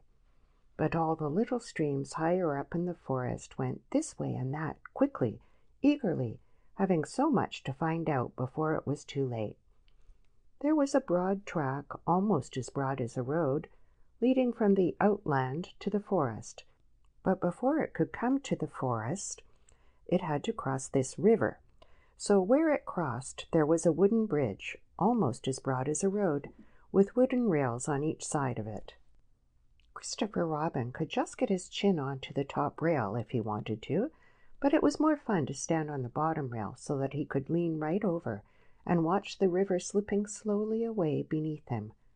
Pooh could get his chin onto the bottom rail if he wanted to, but it was more fun to lie down and get his head under it and watch the river slipping slowly away beneath him. And this was the only way in which Piglet and Roo could watch the river at all, because they were too small to reach the bottom rail. So they would lie down and watch it, and it slipped away very slowly, being in no hurry to get there. One day when Pooh was walking towards this bridge, he was trying to make up a piece of poetry about fir cones, because there they were, lying about on each side of him, and he felt singy. So he picked a fir cone up and looked at it, and said to himself, "This is a very good fir cone, and something ought to rhyme to it." But he couldn't think of anything. And then this came into his head suddenly. "Here is a mystery about a little fir tree.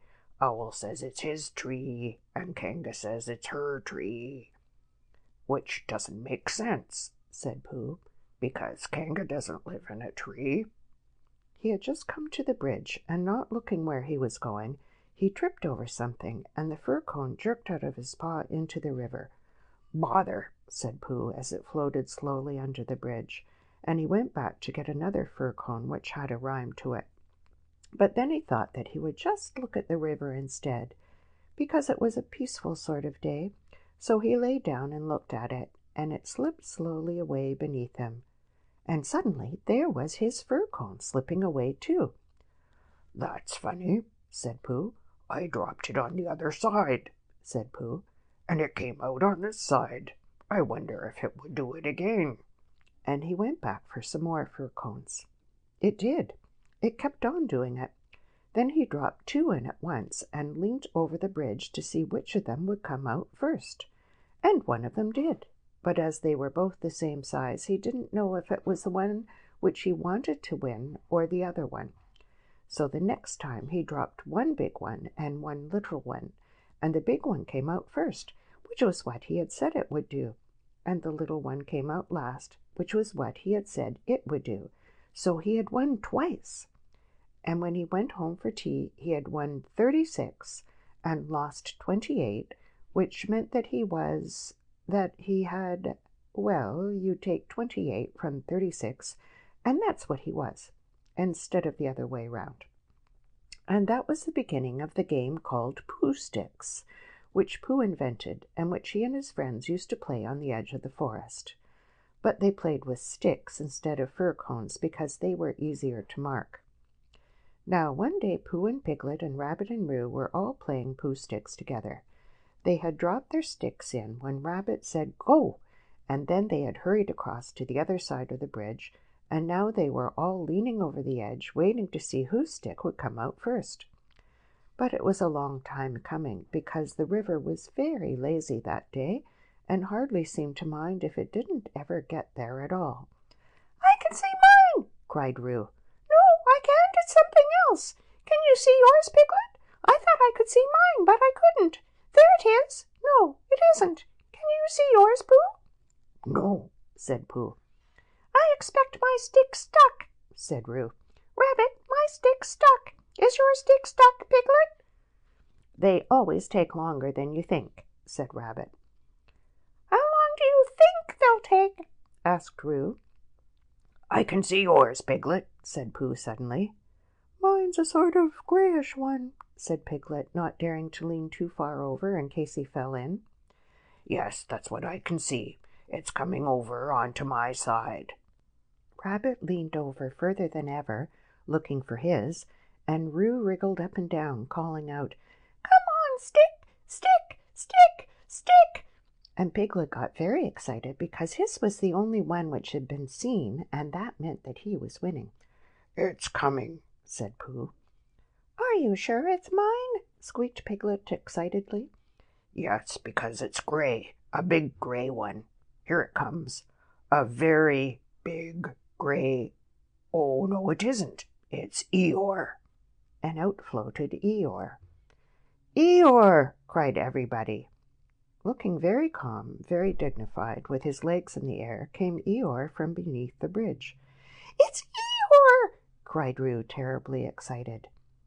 "Is that so?" said Eeyore, getting caught up by a little eddy and turning slowly round 3 times. "I wondered." "I didn't know you were playing," said Roo. "I'm not," said Eeyore. "Eeyore, what are you doing there?" said Rabbit. "I'll give you 3 guesses, Rabbit. Digging holes in the ground? Wrong. Leaping from branch to branch of a young oak tree? Wrong. Waiting for somebody to help me out of the river? Right. Give Rabbit time and he'll always get the answer." "But Eeyore," said Pooh in distress, how shall we, do you think if we—" "Yes," said Eeyore. "One of those would be just the thing. Thank you, Pooh." "He's going round and round," said Roo, much impressed. "And why not?" said Eeyore coldly. "I can swim too," said Roo proudly. "Not round and round," said Eeyore. "It's much more difficult. I didn't want to come swimming at all today," he went on, revolving slowly. But if, when in, I decide to practice a slight circular movement from right to left, or perhaps I should say," he added as he got into another eddy, "from left to right, just as it happens to occur to me, it is nobody's business but my own." There was a moment's silence while everybody thought. "I've got a sort of idea," said Pooh at last, "but I don't suppose it's a very good one." "I don't suppose it is either," said Eeyore. "Go on, Pooh," said Rabbit. "Let's have it." "Well, if we all threw stones and things into the river on one side of Eeyore, the stones would make waves, and the waves would wash 'em to the other side." "That's a very good idea," said Rabbit, and Pooh looked happy again. "Very," said Eeyore. "When I want to be washed, Pooh, I'll let you know." "Suppose we hit him by mistake," said Piglet anxiously. "Or supposing you missed him by mistake," said Eeyore. "Think of all the possibilities, Piglet, before you settle down to enjoy yourselves." But Pooh had got the biggest stone he could carry and was leaning over the bridge, holding it in his paws. "I'm not throwing it, I'm dropping it, Eeyore," he explained. "And then I can't miss. I mean, I can't hit you. Could you stop turning round for a moment, because it muddles me rather?" "No," said Eeyore. "I like turning round." Rabbit began to feel that it was time he took command. "Now, Pooh," he said, "when I say now, you can drop it. Eeyore, when I say now, Pooh will drop his stone." "Thank you very much, Rabbit, but I expect I shall know." "Are you ready, Pooh? Piglet, give Pooh a little more room. Get back a bit there, Roo. Are you ready?" "No," said Eeyore. "Now," said Rabbit. Pooh dropped his stone. There was a loud splash, and Eeyore disappeared. It was an anxious moment for the watchers on the bridge. They looked and looked, and even the sight of Piglet's stick coming out a little in front of Rabbit's didn't cheer them up as much as you would have expected.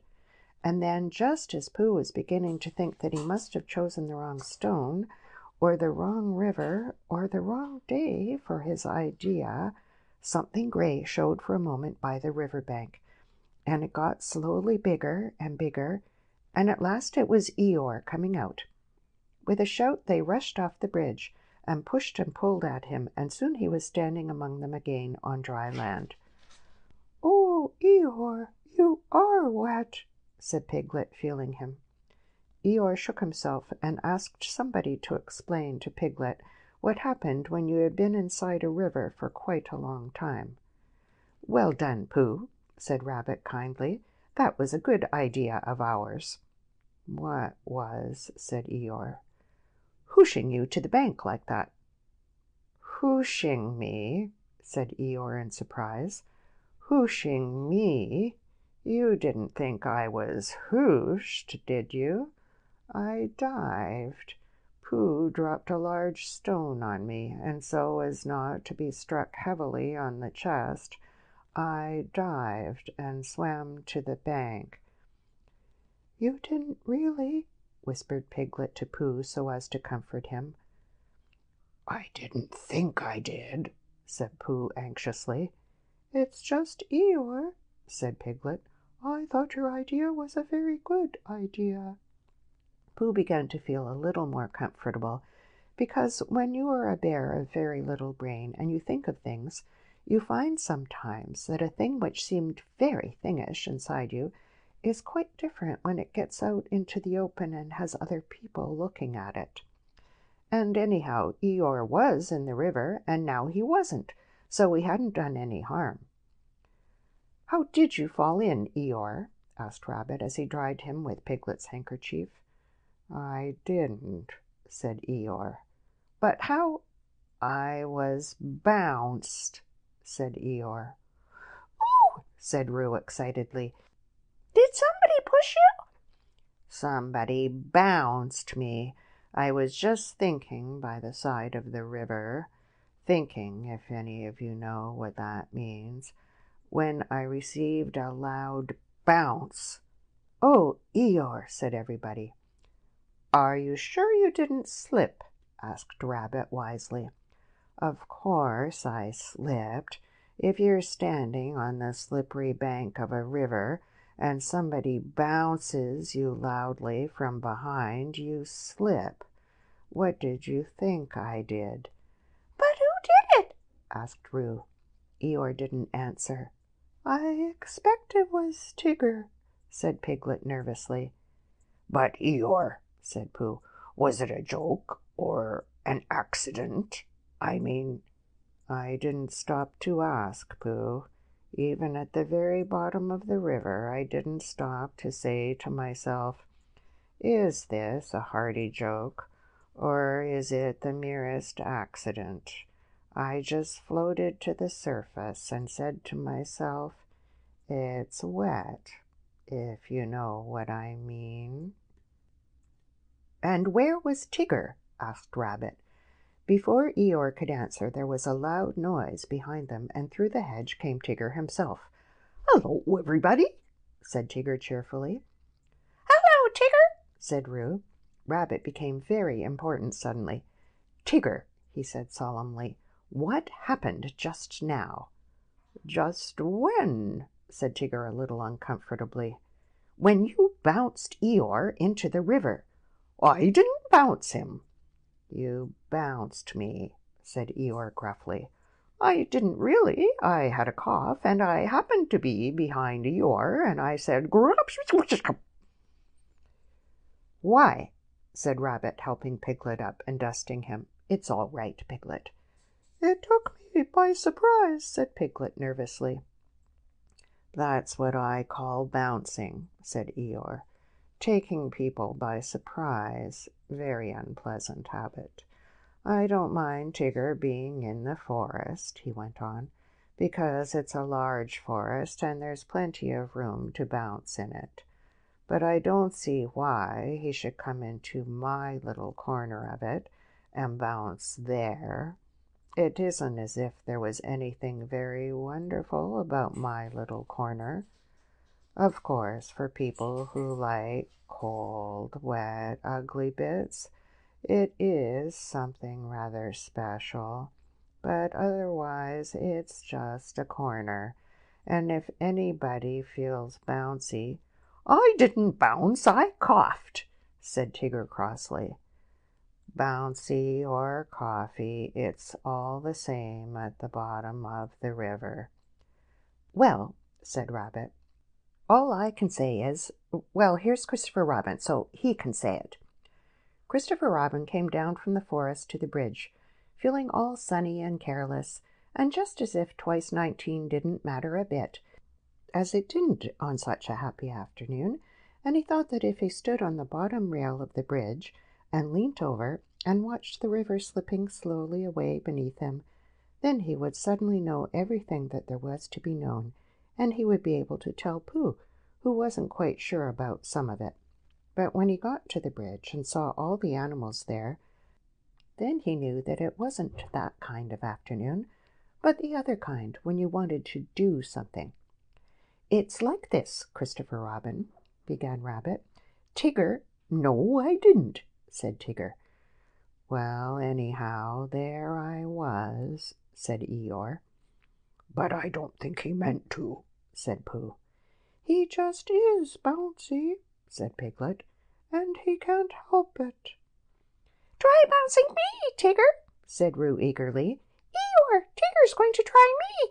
Piglet, do you think— Yes, yes, said Rabbit. We don't all want to speak at once. The point is, what does Christopher Robin think about it? All I did was I coughed, said Tigger. He bounced, said Eeyore. Well, I sort of boffed, said Tigger. Hush, said Rabbit, holding up his paw. What does Christopher Robin think about it all? That's the point. Well, said Christopher Robin, not quite sure what it was all about, I think— Yes, said everybody. I think we all ought to play Pooh Sticks. So they did. and Eeyore, who had never played it before, won more times than anybody else, and Roo fell in twice, the first time by accident and the second time on purpose, because he suddenly saw Kanga coming from the forest, and he knew he'd have to go to bed anyhow. So then Rabbit said he'd go with them, and Tigger and Eeyore went off together, because Eeyore wanted to tell Tigger how to win at Pooh sticks, which you do by letting your stick drop in a twitchy sort of way, if you understand what I mean, Tigger. And Christopher Robin and Pooh and Piglet were left on the bridge by themselves. For a long time they looked at the river beneath them, saying nothing, and the river said nothing too, for it felt very quiet and peaceful on this summer afternoon. "Tigger is all right, really," said Piglet lazily. "Of course he is," said Christopher Robin. "Everybody is, really," said Pooh. "That's what I think," said Pooh. "But I don't suppose I'm right," he said. "Of course you are," said Christopher Robin. End of chapter 6.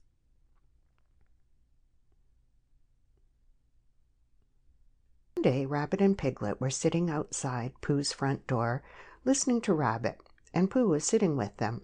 It was a drowsy summer afternoon, and the forest was full of gentle sounds, which all seemed to be saying to Pooh, "Don't listen to Rabbit, listen to me." So he got into a comfortable position for not listening to Rabbit, and from time to time he opened his eyes to say, "Ah," and then closed them again to say, "True." And from time to time Rabbit said, "You see what I mean, Piglet," very earnestly, and Piglet nodded earnestly to show that he did. "In fact," said Rabbit, coming to the end of it at last, "Tigger's getting so bouncy nowadays that it's time we taught him a lesson. Don't you think so, Piglet?" Piglet said that Tigger was very bouncy, and that if they could think of a way of unbouncing him, it would be a very good idea. "Just what I feel," said Rabbit. "What do you say, Pooh?" Pooh opened his eyes with a jerk and said, "Extremely." "Extremely what?" asked Rabbit. "What you were saying," said Pooh. "Undoubtedly." Piglet gave Pooh a stiffening sort of nudge, and Pooh, who felt more and more that he was somewhere else, got up slowly and began to look for himself. "But how shall we do it?" asked Piglet. "What sort of a lesson, Rabbit?" "That's the point," said Rabbit. The word lesson came back to Pooh as one he had heard before somewhere. "There's a thing called twice times," he said. "Christopher Robin tried to teach it to me once, but it didn't." "What didn't?" said Rabbit. "Didn't what?" said Piglet. Pooh shook his head. "I don't know," he said. "It just didn't. What are we talking about?" "Pooh," said Piglet reproachfully. "haven't you been listening to what Rabbit was saying?" "I listened, but I had a small piece of fluff in my ear. Could you say it again, please, Rabbit?" Rabbit never minded saying things again, so he asked where he should begin from, and when Pooh had said from the moment when the fluff got in his ear, and Rabbit had asked when that was, and Pooh had said he didn't know because he hadn't heard properly, Piglet settled it all by saying that what they were trying to do was, they were just trying to think of a way to get the bounces out of Tigger, because however much you liked him, you couldn't deny it, he did bounce. "Oh, I see," said Pooh. "There's too much of him," said Rabbit. "That's what it comes to." Pooh tried to think, and all he could think of was something which didn't help at all, so he hummed it very quietly to himself. "If Rabbit was bigger and fatter and stronger, or bigger than Tigger, if Tigger was smaller, then Tigger's bad habit of bouncing at Rabbit would matter no longer if Rabbit was taller." "What was Pooh saying?" asked Rabbit. "Any good?" "No," said Pooh sadly. "No good." "Well, I've got an idea," said Rabbit, "and here it is. We take Tigger for a long explore, somewhere where he's never been, and we lose him there, and next morning we find him again, and mark my words, he'll be a different Tigger altogether." Why? said Pooh. Because he'll be a humble Tigger. Because he'll be a sad Tigger, a melancholy Tigger, a small and sorry Tigger. And, oh, Rabbit, I am glad to see you, Tigger. That's why. Will he be glad to see me and Piglet too? Of course. That's good, said Pooh. I should hate him to go on being sad, said Piglet doubtfully. Tiggers never go on being sad, explained Rabbit. They get over it with astonishing rapidity. I asked Owl just to make sure, and he said that that's what they always get over it with. But if we can make Tigger feel small and sad just for 5 minutes, we shall have done a good deed. Would Christopher Robin think so? asked Piglet. Yes, said Rabbit. He'd say, You've done a good deed, Piglet. I would have done it myself, only I happened to be doing something else. Thank you, Piglet. And Pooh, of course. Piglet felt very glad about this, and he saw at once that what they were going to do to Tigger was a good thing to do. And as Pooh and Rabbit were doing it with him, it was a thing which even a very small animal could wake up in the morning and be comfortable about doing. So the only question was, where should they lose Tigger? We'll take him to the North Pole, said Rabbit, because it was a very long explore finding it, so it will be a very long explore for Tigger unfinding it again. It was now Pooh's turn to feel very glad, because it was he who had first found the North Pole, and when they got there, Tigger would see a notice which said, Discovered by Pooh, Pooh found it, and then Tigger would know, which perhaps he didn't know, the sort of bear Pooh was. That sort of bear. So it was arranged that they should start next morning, and that Rabbit, who lived near Kanga and Roo and Tigger, should now go home and ask Tigger what he was doing tomorrow, because if he wasn't doing anything, what about coming for an explore, and getting Pooh and Piglet to come too? And if Tigger said yes, that would be all right, and if he said no, he won't, said Rabbit. Leave it to me. And he went off busily. The next day was quite a different day. Instead of being hot and sunny, it was cold and misty. Pooh didn't mind for himself, but when he thought of all the honey the bees wouldn't be making, a cold and misty day always made him feel sorry for them. He said so to Piglet when Piglet came to fetch him, and Piglet said that he wasn't thinking of that so much, but of how cold and miserable it would be being lost all day and night on the top of the forest. But when he and Pooh had got to Rabbit's house, Rabbit said it was just the day for them, because Tigger always bounced on ahead of everybody, and as soon as he got out of sight, they would hurry away in the other direction, and he would never see them again. Not never, said Piglet. Well, not until we find him again, Piglet. Tomorrow, or whenever it is. Come on, he's waiting for us. When they got to Kanga's house, they found that Roo was waiting too, being a great friend of Tigger's, which made it awkward. But Rabbit whispered, Leave this to me, behind his paw to Pooh, and went up to Kanga. I don't think Roo had better come, he said. Not today. Why not? said Roo, who wasn't supposed to be listening. Nasty cold day, said Rabbit, shaking his head. And you were coughing this morning. How do you know? asked Roo indignantly. Oh, Roo, you never told me, said Kanga reproachfully. It was a biscuit cough, said Roo. Not one you tell about. I think not today, dear. Another day. Tomorrow? said Roo hopefully. We'll see, said Kanga. You're always seeing, and nothing ever happens, said Roo sadly. Nobody could see on a day like this, Roo, said Rabbit. I don't expect we shall get very far. And then this afternoon Tigger, there you are. Come on. Goodbye, Roo. This afternoon come on, Pooh. All ready? That's right. Come on. So they went. At first Pooh and Rabbit and Piglet walked together, and Tigger ran round them in circles. And then, when the path got narrower, Rabbit, Piglet, and Pooh walked one after another, and Tigger ran round them in oblongs, and by, when the gorse got very prickly on each side of the path, Tigger ran up and down in front of them, and sometimes he bounced into Rabbit, and sometimes he didn't. And as they got higher, the mist got thicker, so that Tigger kept disappearing. And then when you thought he wasn't there, there he was again, saying, "I say, come on!" And before you could say anything, there he wasn't. Rabbit turned round and nudged Piglet. "The next time," he said, "tell Pooh." "The next time," said Piglet to Pooh. "The next what?" said Pooh to Piglet. Tigger appeared suddenly, bounced into Rabbit, and disappeared again. "Now," said Rabbit. He jumped into a hollow by the side of the path, and Pooh and Piglet jumped after him. They crouched in the bracken, listening. The forest was very silent when you stopped and listened to it. They could see nothing and hear nothing. "Shh," said Rabbit. "I am," said Pooh.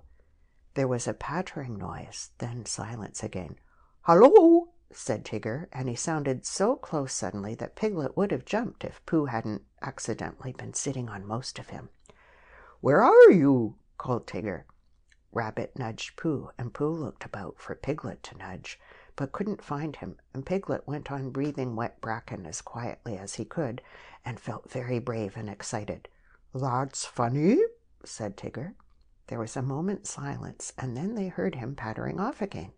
For a little longer they waited, until the forest had become so still that it almost frightened them, and then Rabbit got up and stretched himself.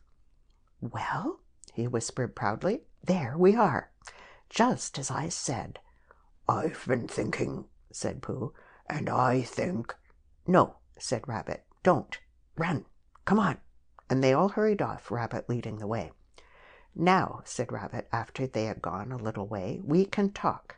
What were you going to say, Pooh?" "Nothing much. Why are we going along here?" "Because it's the way home." "Oh," said Pooh. "I think it's more to the right," said Piglet nervously. "What do you think, Pooh?" Pooh looked at his two paws. He knew that one of them was the right, and he knew that when you had decided which one of them was the right, then the other one was the left, but he never could remember how to begin. "Well," he said slowly. "Come on," said Rabbit. "I know it's this way." They went on. 10 minutes later they stopped again. "It's very silly," said Rabbit, "but just for the moment of course, come on." "Here we are," said Rabbit 10 minutes later. "No, we're not." "Now," said Rabbit 10 minutes later, "I think we ought to be getting, or are we a little bit more to the right than I thought?" "It's a funny thing," said Rabbit 10 minutes later, "how everything looks the same in a mist. Have you noticed it, Pooh?" Pooh said that he had. "Lucky we know the forest so well, or we might get lost," said Rabbit half an hour later, and he gave the careless laugh which you give when you know the forest so well that you can't get lost. Piglet sidled up to Pooh from behind. "Pooh," he whispered. "Yes, Piglet?" "Nothing," said Piglet, taking Pooh's paw. "I just wanted to be sure of you." When Tigger had finished waiting for the others to catch him up, and they hadn't, and when he had got tired of having nobody to say, "I say, come on," to, he thought he would go home. So he trotted back, and the first thing Kanga said when she saw him was, "There's a good Tigger. You're just in time for your strengthening medicine." And she poured it out for him. Roo said proudly, "I've had mine." And Tigger swallowed his and said, "So have I." And then he and Roo pushed each other about in a friendly way, and Tigger accidentally knocked over 1 or 2 chairs by accident, and Roo accidentally knocked over one on purpose, and Kanga said, "Now then, run along." "Where shall we run along to?" asked Roo. "You can go and collect some fir cones for me," said Kanga, giving them a basket. So they went to the 6 pine trees and threw fir cones at each other until they had forgotten what they came for, and they left the basket under the trees and went back to dinner. And it was just as they were finishing dinner that Christopher Robin put his head in at the door. "Where's Pooh?" he asked. "Tigger, dear, where's Pooh?" said Kanga. Tigger explained what had happened at the same time that Roo was explaining about his biscuit cough, and Kanga was telling them not both to talk at once. So it was some time before Christopher Robin guessed that Pooh and Piglet and Rabbit were all lost in the mist on the top of the forest. "It's a funny thing about Tiggers," whispered Tigger to Roo, "how Tiggers never get lost." "Why don't they, Tigger?" "They just don't," explained Tigger. "That's how it is." "Well," said Christopher Robin, "we shall have to go and find them, that's all. Come on, Tigger." "I shall have to go and find them," explained Tigger to Roo. "May I find them too?" asked Roo eagerly. "I think not today, dear," said Kanga. "Another day." "Well, if they're lost tomorrow, may I find them?" "We'll see," said Kanga, and Roo, who knew what that meant, went into a corner and practiced jumping out at himself, partly because he wanted to practice this, and partly because he didn't want Christopher Robin and Tigger to think that he minded when they went off without him.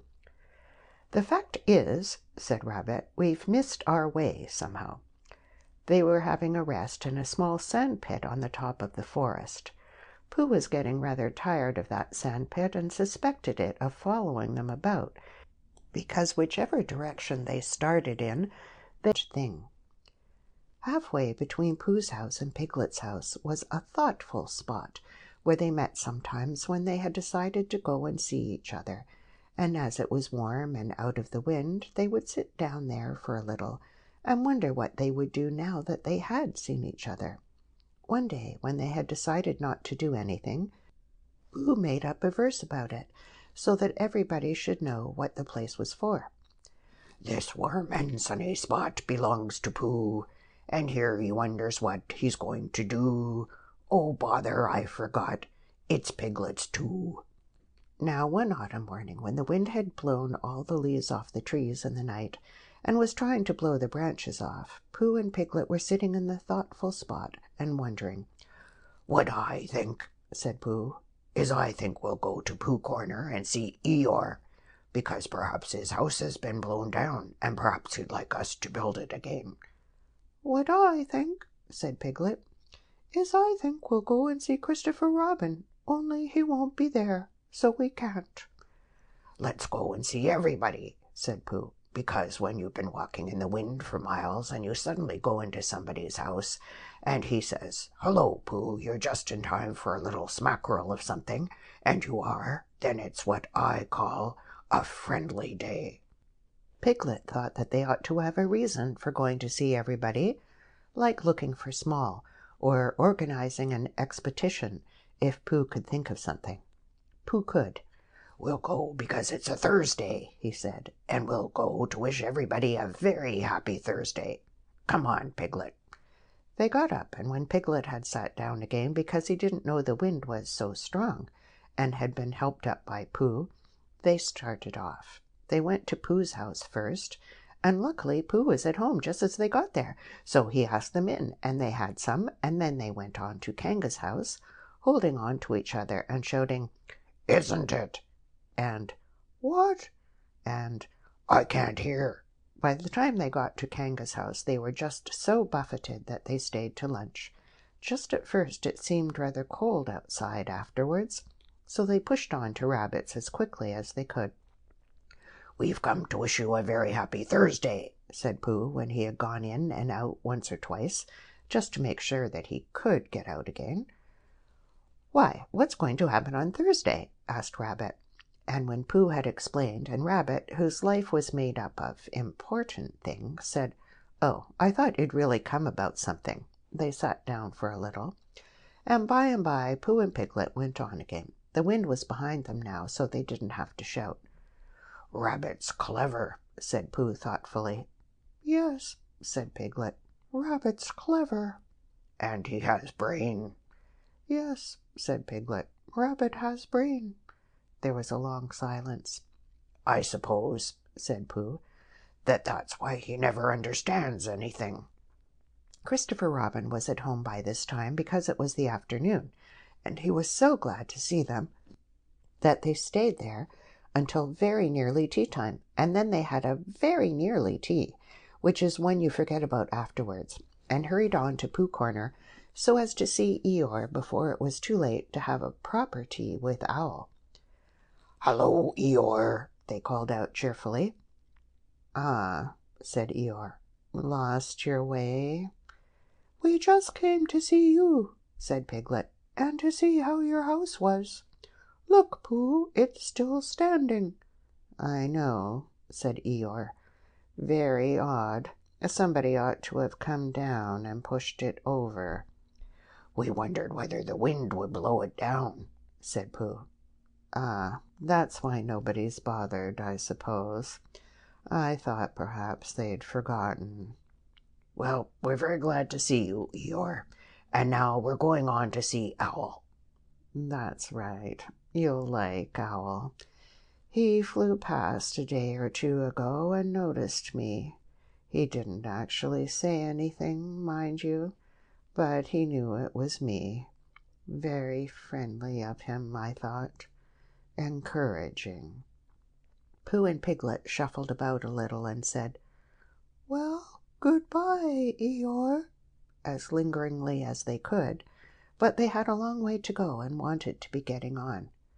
"Goodbye," said Eeyore. "Mind you don't get blown away, little Piglet. You'd be missed. People would say, 'Where's little Piglet been blown to?' really wanting to know. Well, goodbye, and thank you for happening to pass me." "Goodbye," said Pooh and Piglet for the last time, and they pushed on to Owl's house. The wind was against them now, and Piglet's ears streamed behind him like banners as he fought his way along, and it seemed hours before he got them into the shelter of the 100-acre wood, and they stood up straight again to listen, a little nervously, to the roaring of the gale among the tree-tops. "Supposing a tree fell down, Pooh, when we were underneath it?" "Supposing it didn't," said Pooh after careful thought. Piglet was comforted by this, and in a little while they were knocking and ringing very cheerfully at Owl's door. "Hello, Owl," said Pooh. "I hope we're not too late how are you, Owl? Piglet and I just came to see how you were because it's Thursday." "Sit down, Pooh. Sit down, Piglet," said Owl kindly. "Make yourselves comfortable." They thanked him and made themselves as comfortable as they could. "Because you see, Owl," said Pooh, "we've been hurrying so as to be in time so as to see you before we went away again." Owl nodded solemnly. "Correct me if I am wrong," he said, "but am I right in supposing that it is a very blusterous day outside?" "Very," said Piglet, who was quietly thawing his ears and wishing that he was safely back in his own house. "I thought so," said Owl. "It was on just such a blusterous day as this that my Uncle Robert, a portrait of whom you see upon the wall on your right, Piglet, while returning in the late forenoon from a— What's that?" There was a loud cracking noise. "Look out!" cried Pooh. "Mind the clock! Out of the way, Piglet! Piglet, I'm falling on you!" "Help!" cried Piglet. Pooh's side of the room was slowly tilting upwards, and his chair began sliding down on Piglet's. The clock slithered gently along the mantelpiece, collecting vases on the way, until they all crashed together onto what had once been the floor, but was now trying to see what it looked like as a wall. Uncle Robert, who was going to be the new hearthrug, and was bringing the rest of his wall with him as carpet, met Piglet's chair just as Piglet was expecting to leave it, and for a little while it became very difficult to remember which was really the north. Then there was another loud crack. Owl's room collected itself feverishly, and there was silence. In a corner of the room the tablecloth began to wriggle. Then it wrapped itself into a ball and rolled across the room. Then it jumped up and down once or twice and put out 2 ears. It rolled across the room again and unwound itself. "Pooh," said Piglet nervously. "Yes," said one of the chairs. "Where are we?" "I'm not quite sure," said the chair. Are we in Owl's house? I think so, because we were just going to have tea, and we hadn't had it. Oh, said Piglet. Well, did Owl always have a letter box in his ceiling? Has he? Yes, look. I can't, said Pooh. I'm face downwards under something, and that Piglet is a very bad position for looking at ceilings. Well, he has, Pooh. Perhaps he's changed it, said Pooh, just for a change. There was a disturbance behind the table in the other corner of the room, and Owl was with them again. Ah, Piglet, said Owl, looking very much annoyed. Where's Pooh? I'm not quite sure, said Pooh. Owl turned at his voice and frowned at as much of Pooh as he could see. Pooh, said Owl severely, did you do that? No, said Pooh humbly. I don't think so. Then who did? I think it was the wind, said Piglet. I think your house has blown down. Oh, is that it? I thought it was Pooh. No, said Pooh. If it was the wind, said Owl, considering the matter, then it wasn't Pooh's fault. No blame can be attached to him. With these kind words he flew up to look at his new ceiling. Piglet, called Pooh in a loud whisper. Piglet leant down to him. Yes, Pooh? What did he say was attached to me? He said he didn't blame you. Oh, I thought he meant... Oh, I see. Owl, said Piglet, come down and help Pooh. Owl, who was admiring his letter box, flew down again. Together they pushed and pulled at the armchair, and in a little while Pooh came out from underneath and was able to look round him again. Well, said Owl, this is a nice state of things. What are we going to do, Pooh? Can you think of anything? Asked Piglet. Well, I had just thought of something, said Pooh. It was just a little thing I thought of. And he began to sing. I lay on my chest, and I thought it best to pretend I was having an evening rest. I lay on my tum, and I tried to hum, but nothing particular seemed to come. My face was flat on the floor, and that is all very well for an acrobat, but it doesn't seem fair to a friendly bear to stiffen him out with a basket chair.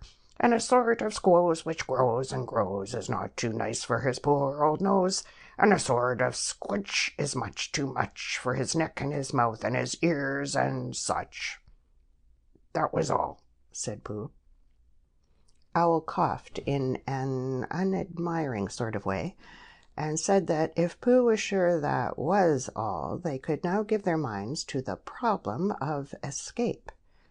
Because, said Owl, we can't go out by what used to be the front door. Something's fallen on it. But how else can you go out? Asked Piglet anxiously. That is the problem, Piglet, to which I am asking Pooh to give his mind. Pooh sat on the floor, which had once been a wall, and gazed up at the ceiling, which had once been another wall, with a front door in it, which had once been a front door, and tried to give his mind to it.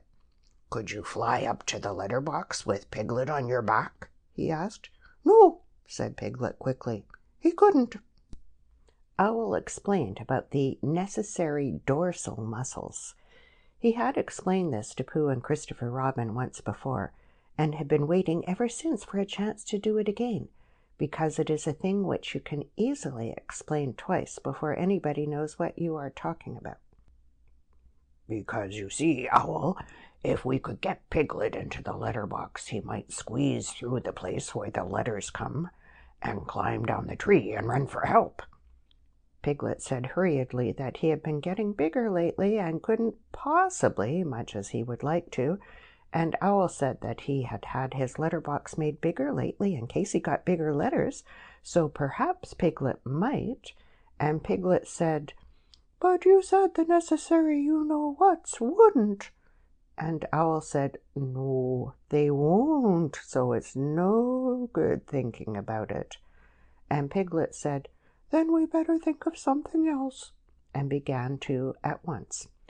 But Pooh's mind had gone back to the day when he had saved Piglet from the flood, and everybody had admired him so much, and as that didn't often happen, he thought he would like it to happen again. And suddenly, just as it had come before, an idea came to him. "Owl," said Pooh, "I have thought of something." "Astute and helpful bear," said Owl. Pooh looked proud at being called a stout and helpful bear, and said modestly that he just happened to think of it. "You tied a piece of string to Piglet, and you flew up to the letter box with the other end in your beak, and you pushed it through the wire and brought it down to the floor, and you and Pooh pulled hard at this end, and Piglet went slowly up at the other end, and there you were." "And there Piglet is," said Owl, "if the string doesn't break." "Supposing it does?" asked Piglet, wanting to know. "Then we try another piece of string." This was not very comforting to Piglet, because however many pieces of string they tried pulling up with, it would always be the same hymn coming down. But still it did seem the only thing to do. So with one last look back in his mind at all the happy hours he had spent in the forest, not being pulled up to the ceiling by a piece of string, Piglet nodded bravely at Pooh and said that it was a very clever plan. "It won't break," whispered Pooh comfortingly, "because you're a small animal, and I'll stand underneath, and if you save us all, it will be a very grand thing to talk about afterwards, and perhaps I'll make up a song, and people will say, 'It was so grand what Piglet did that a respectful Pooh song was made about it.'" Piglet felt much better after this, and when everything was ready, and he found himself slowly going up to the ceiling, he was so proud that he would have called out, "Look at me!" if he hadn't been afraid that Pooh and Owl would let go of their end of the string and look at him. "Up we go," said Pooh cheerfully. "The ascent is proceeding as expected," said Owl helpfully. Soon it was over. Piglet opened the letter box and climbed in.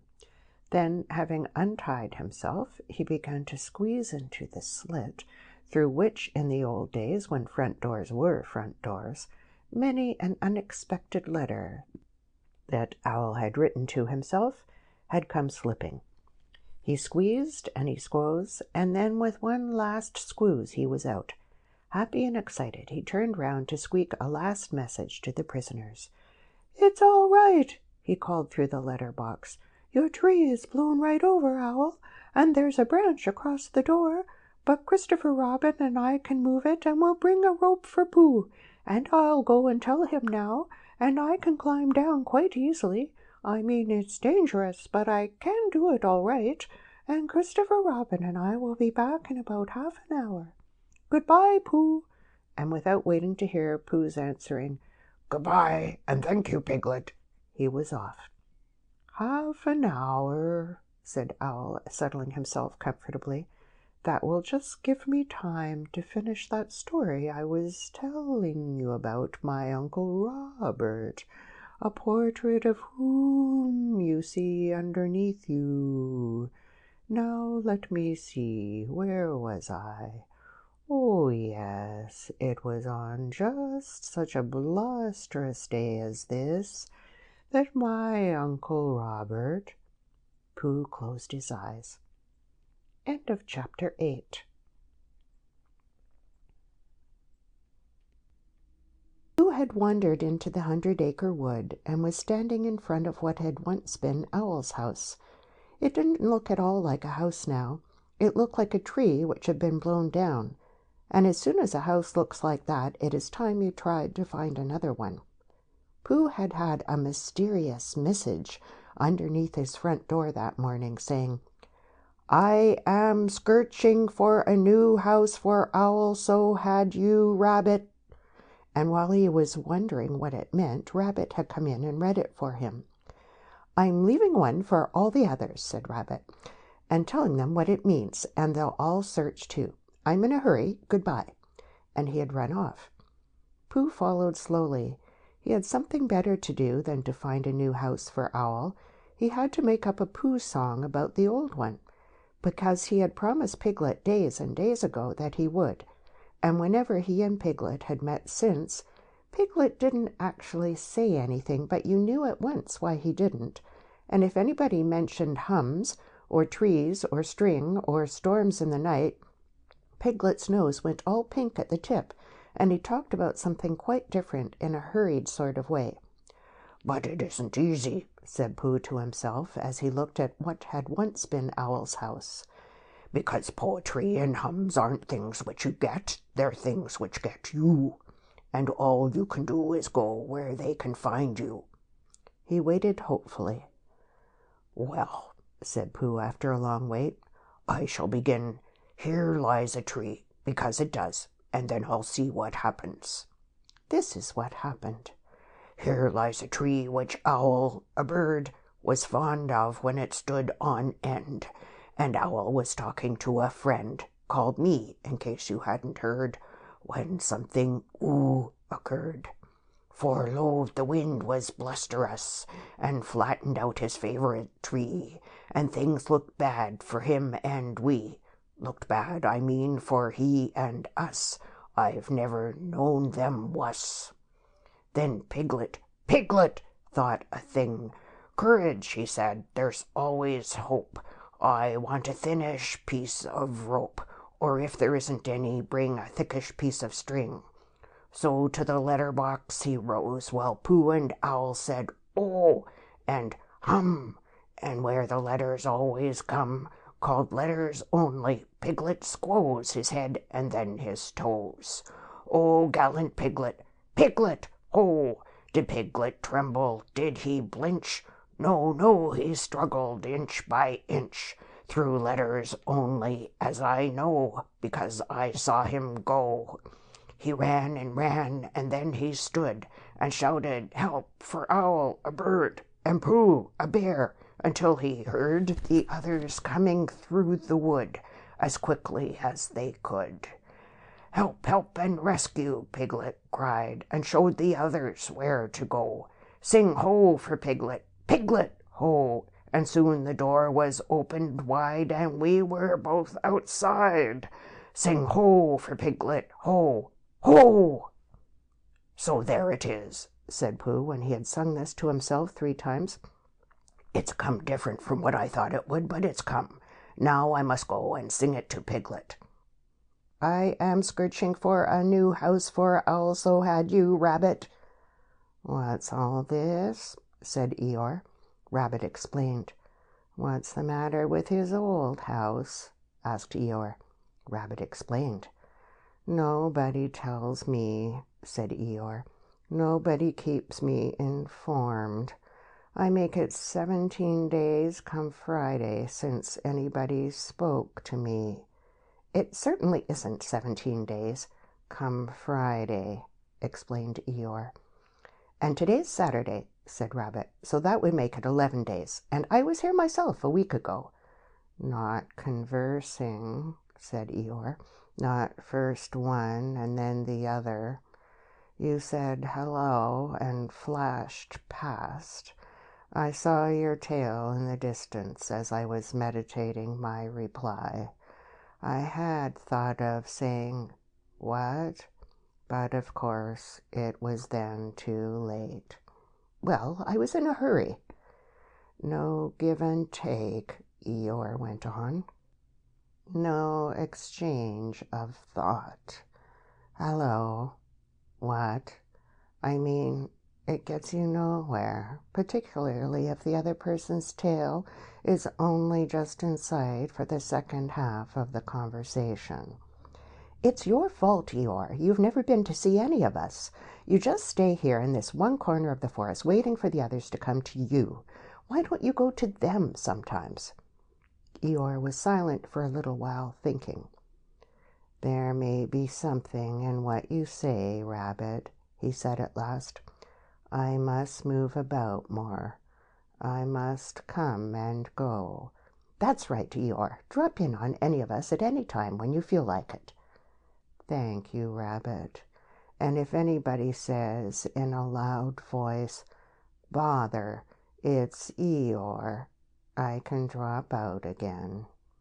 Rabbit stood on one leg for a moment. "Well," he said, "I must be going." "Goodbye," said Eeyore. "What? Oh, goodbye. And if you do come across a house for Owl, you must let us know." "I will give my mind to it," said Eeyore. Rabbit went. Pooh had found Piglet, and they were walking back to the 100-acre wood together. "Piglet," said Pooh a little shyly, after they had walked for some time without saying anything. "Yes, Pooh?" "Do you remember when I said that a respectful Pooh song might be written about you-know-what?" "Did you, Pooh?" said Piglet, getting a little pink round the nose. "Oh, yes, I believe you did." "It's been written, Piglet." The pink went slowly up Piglet's nose to his ears and settled there. "Has it, Pooh?" he asked huskily. About that time when? Do you mean really written?" "Yes, Piglet." The tips of Piglet's ears glowed suddenly, and he tried to say something, but even after he had husked once or twice, nothing came out. So Pooh went on. "There are 7 verses in it." "7?" said Piglet as carelessly as he could. "You don't often get 7 verses in a hum, do you, Pooh?" "Never," said Pooh. "I don't suppose it's ever been heard of before." "Do the others know yet?" asked Piglet, stopping for a moment to pick up a stick and throw it away. "No," said Pooh. "And I wondered which you would like best, for me to hum it now, or to wait till we find the others and then hum it to all of you." Piglet thought for a little while. "I think what I'd like best, Pooh, is I'd like you to hum it to me now, and then to hum it to all of us, because then everybody would hear it, but I could say, 'Oh, yes, Pooh's told me,' and pretend not to be listening." So Pooh hummed it to him, all the 7 verses, and Piglet said nothing, but just stood and glowed. Never before had anyone sung "Ho" for Piglet. Piglet! Ho! All by himself. When it was over, he wanted to ask for one of the verses over again, but didn't quite like to. It was the verse beginning, "O gallant Piglet," and it seemed to him a very thoughtful way of beginning a piece of poetry. "Did I really do all that?" he said at last. "Well," said Pooh, "in poetry, in a piece of poetry, well, you did it, Piglet, because the poetry says you did, and that's how people know." "Oh," said Piglet, "because I thought I did blinch a little, just at first, and it says, 'Did he blinch? No, no.' That's why." "You only blinched inside," said Pooh, "and that's the bravest way for a very small animal not to blinch that there is." Piglet sighed with happiness and began to think about himself. He was brave. When they got to Owl's old house, they found everybody else there except Eeyore. Christopher Robin was telling them what to do, and Rabbit was telling them again directly afterwards in case they hadn't heard, and then they were all doing it. They had got a rope and were pulling Owl's chairs and pictures and things out of his old house so as to be ready to put them into his new one. Kanga was down below, tying the things on and calling out to Owl, "You won't want this dirty old dishcloth any more, will you? And what about this carpet? It's all in holes." And Owl was calling back indignantly, "Of course I do. It's just a question of arranging the furniture properly, and it isn't a dishcloth, it's my shawl." Every now and then Roo fell in and came back on the rope with the next article, which flustered Kanga a little because she never knew where to look for him. So she got cross with Owl and said that his house was a disgrace, all damp and dirty, and it was quite time it did tumble down. "Look at that horrid bunch of toadstools growing out of the floor there." So Owl looked down, a little surprised because he didn't know about this, and then gave a short, sarcastic laugh and explained that that was his sponge, and if people didn't know a perfectly ordinary bath sponge when they saw it, things were coming to a pretty pass. "Well," said Kanga, and Roo fell in quickly, crying, "I must see Owl's sponge. Oh, there it is. Oh, Owl, Owl, it isn't a sponge. It's a spudge. Do you know what a spudge is, Owl? It's when your sponge gets all—" And Kanga said, "Roo, dear," very quickly, because that's not the way to talk to anybody who can spell Tuesday.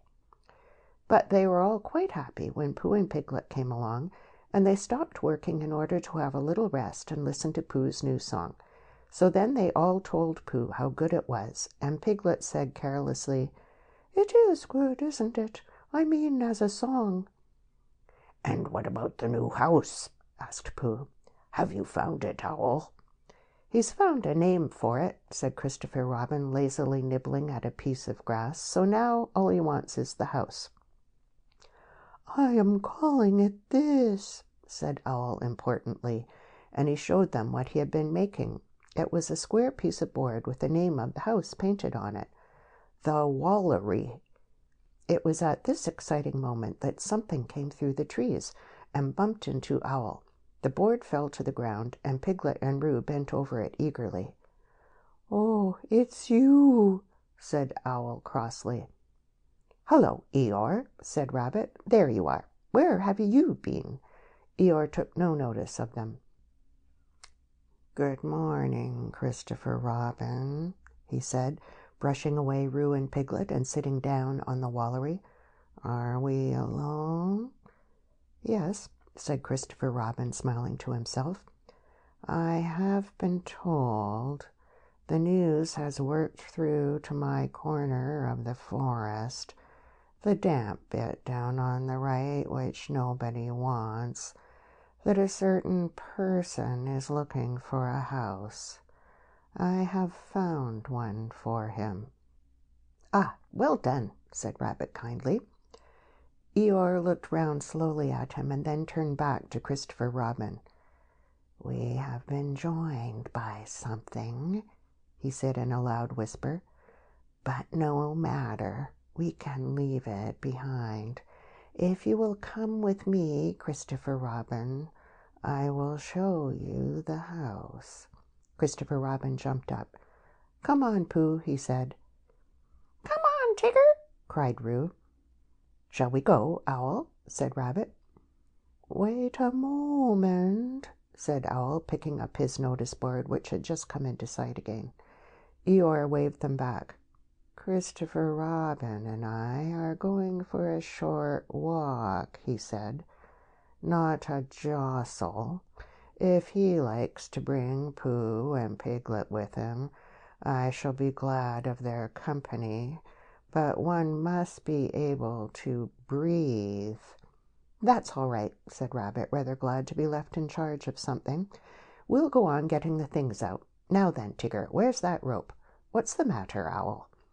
Owl, who had just discovered that his new address was the Smudge, coughed at Eeyore sternly, but said nothing, and Eeyore, with most of the Wallery behind him, marched off with his friends.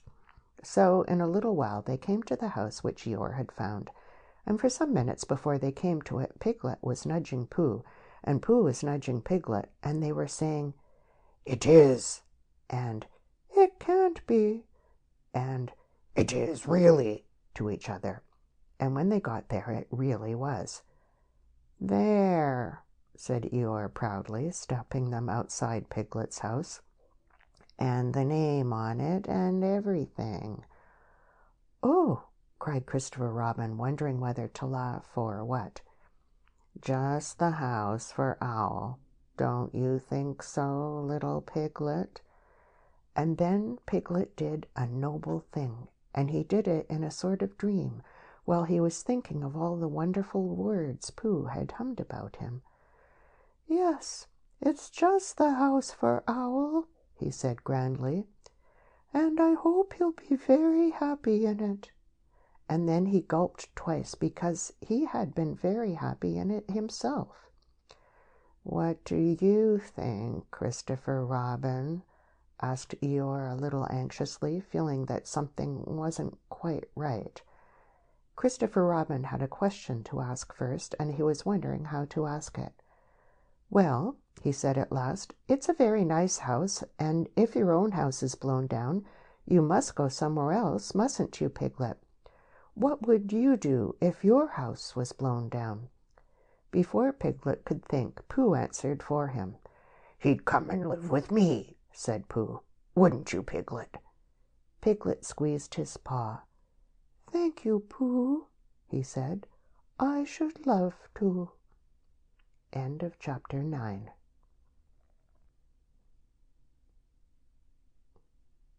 Them there. Christopher Robin was going away. Nobody knew why he was going. Nobody knew where he was going. Indeed, nobody even knew why he knew that Christopher Robin was going away. But somehow or other, everybody in the forest felt that it was happening at last. Even smallest of all, a friend and relation of Rabbit's, who thought he had once seen Christopher Robin's foot, but couldn't be quite sure because perhaps it was something else. Even S of A told himself that things were going to be different, and late and early. Two other friends and relations said, "Well, early," and "well, late," to each other in such a hopeless sort of way that it really didn't seem any good waiting for the answer. One day, when he felt that he couldn't wait any longer, Rabbit brained out a notice, and this is what it said. "Notice a meeting of everybody will meet at the house at Pooh Corner to pass a resolution by order, keep to the left, signed Rabbit." He had to write this out 2 or 3 times before he could get the resolution to look like what he thought it was going to when he began to spell it. But when at last it was finished, he took it round to everybody and read it out to them, and they all said they would come. "Well," said Eeyore that afternoon when he saw them all walking up to his house, "this is a surprise. Am I asked too?"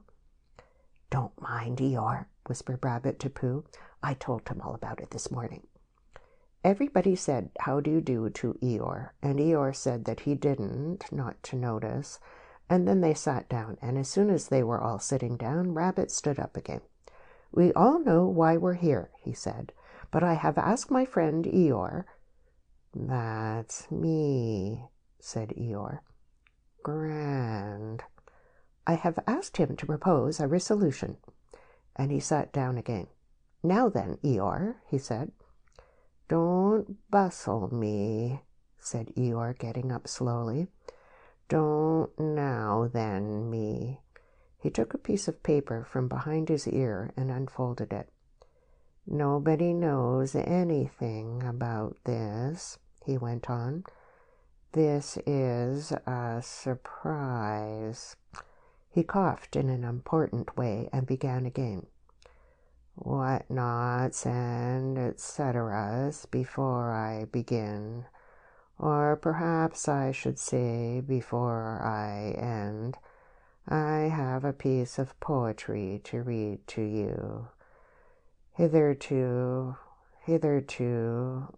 a long word meaning, well, you'll see what it means directly. Hitherto, as I was saying, all the poetry in the forest has been written by Pooh, a bear with a pleasing manner, but a positively startling lack of brain. The poem which I am now about to read to you was written by Eeyore, or myself, in a quiet moment. If somebody will take Ruse Bullseye away from him and wake up Owl, we shall all be able to enjoy it. I call it poem." This was it. "Christopher Robin is going. At least I think he is. Where?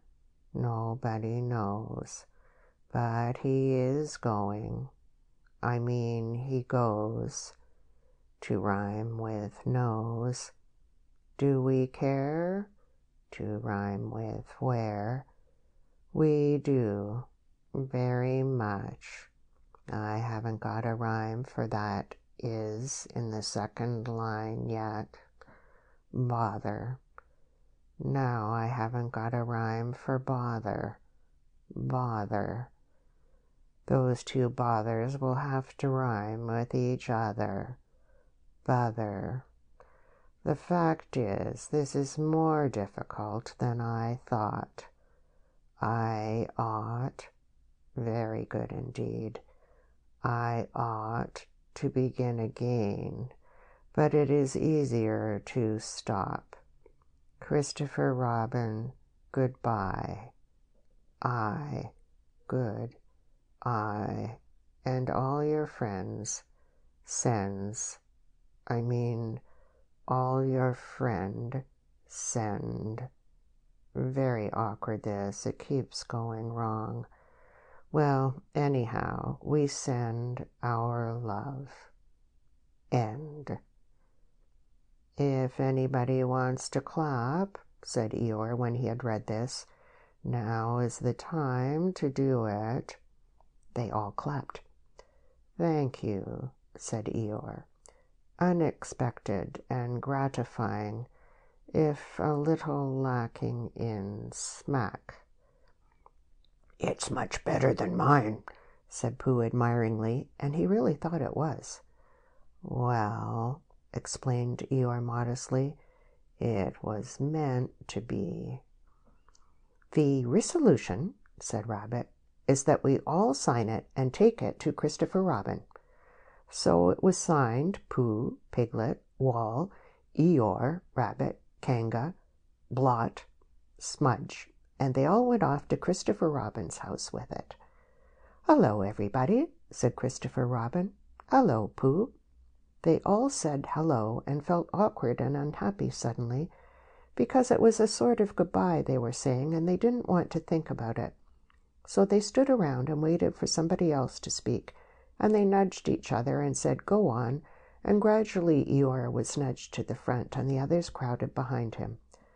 "What is it, Eeyore?" asked Christopher Robin.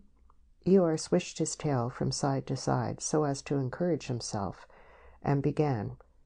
"Christopher Robin," he said, "we've come to give you, it's called, written by, but because we've heard, we all know, well, you see,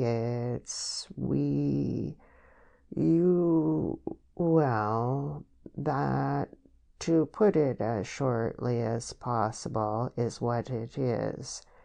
He turned round angrily on the others and said, "Everybody crowds round so in this forest. There is no space. I never saw a more spreading lot of animals in my life, and all in the wrong places. Can't you see that Christopher Robin wants to be alone? I'm going." And he humped off. Not quite knowing why, the others began edging away, and when Christopher Robin had finished reading poem and was looking up to say thank you, only Pooh was left. "It's a comforting sort of thing to have," said Christopher Robin, folding up the paper and putting it in his pocket. "Come on, Pooh," and he walked off quickly. "Where are we going?" said Pooh, hurrying after him and wondering whether it was to be an explore or what shall I do about you-know-what. "Nowhere," said Christopher Robin. So they began going there, and after they had walked a little way, Christopher Robin said, "What do you like doing best in the world, Pooh?" "Well," said Pooh, "what I like best." And then he had to stop and think, because although eating honey was a very good thing to do, there was a moment just before you began to eat it which was better than when you were, but he didn't know what it was called. And then he thought that being with Christopher Robin was a very good thing to do, and having Piglet near was a very friendly thing to have. And so, when he had thought it all out, he said, "What I like best in the whole world is me and Piglet going to see you, and you saying, "What about a little something?" And me saying, "Well, I shouldn't mind a little something, should you, Piglet?" And it being a hummy sort of day outside and birds singing. "I like that too," said Christopher Robin, "but what I like doing best is nothing." "How do you do nothing?" asked Pooh after he had wondered for a long time. "Well, it's when people call out at you just as you're going off to do it. 'What are you going to do, Christopher Robin?' And you say, 'Oh, nothing,' and then you go and do it." "Oh, I see," said Pooh. "This is a nothing sort of thing that we're doing now." "Oh, I see," said Pooh again. "It means just going along, listening to all the things you can't hear and not bothering." "Oh," said Pooh.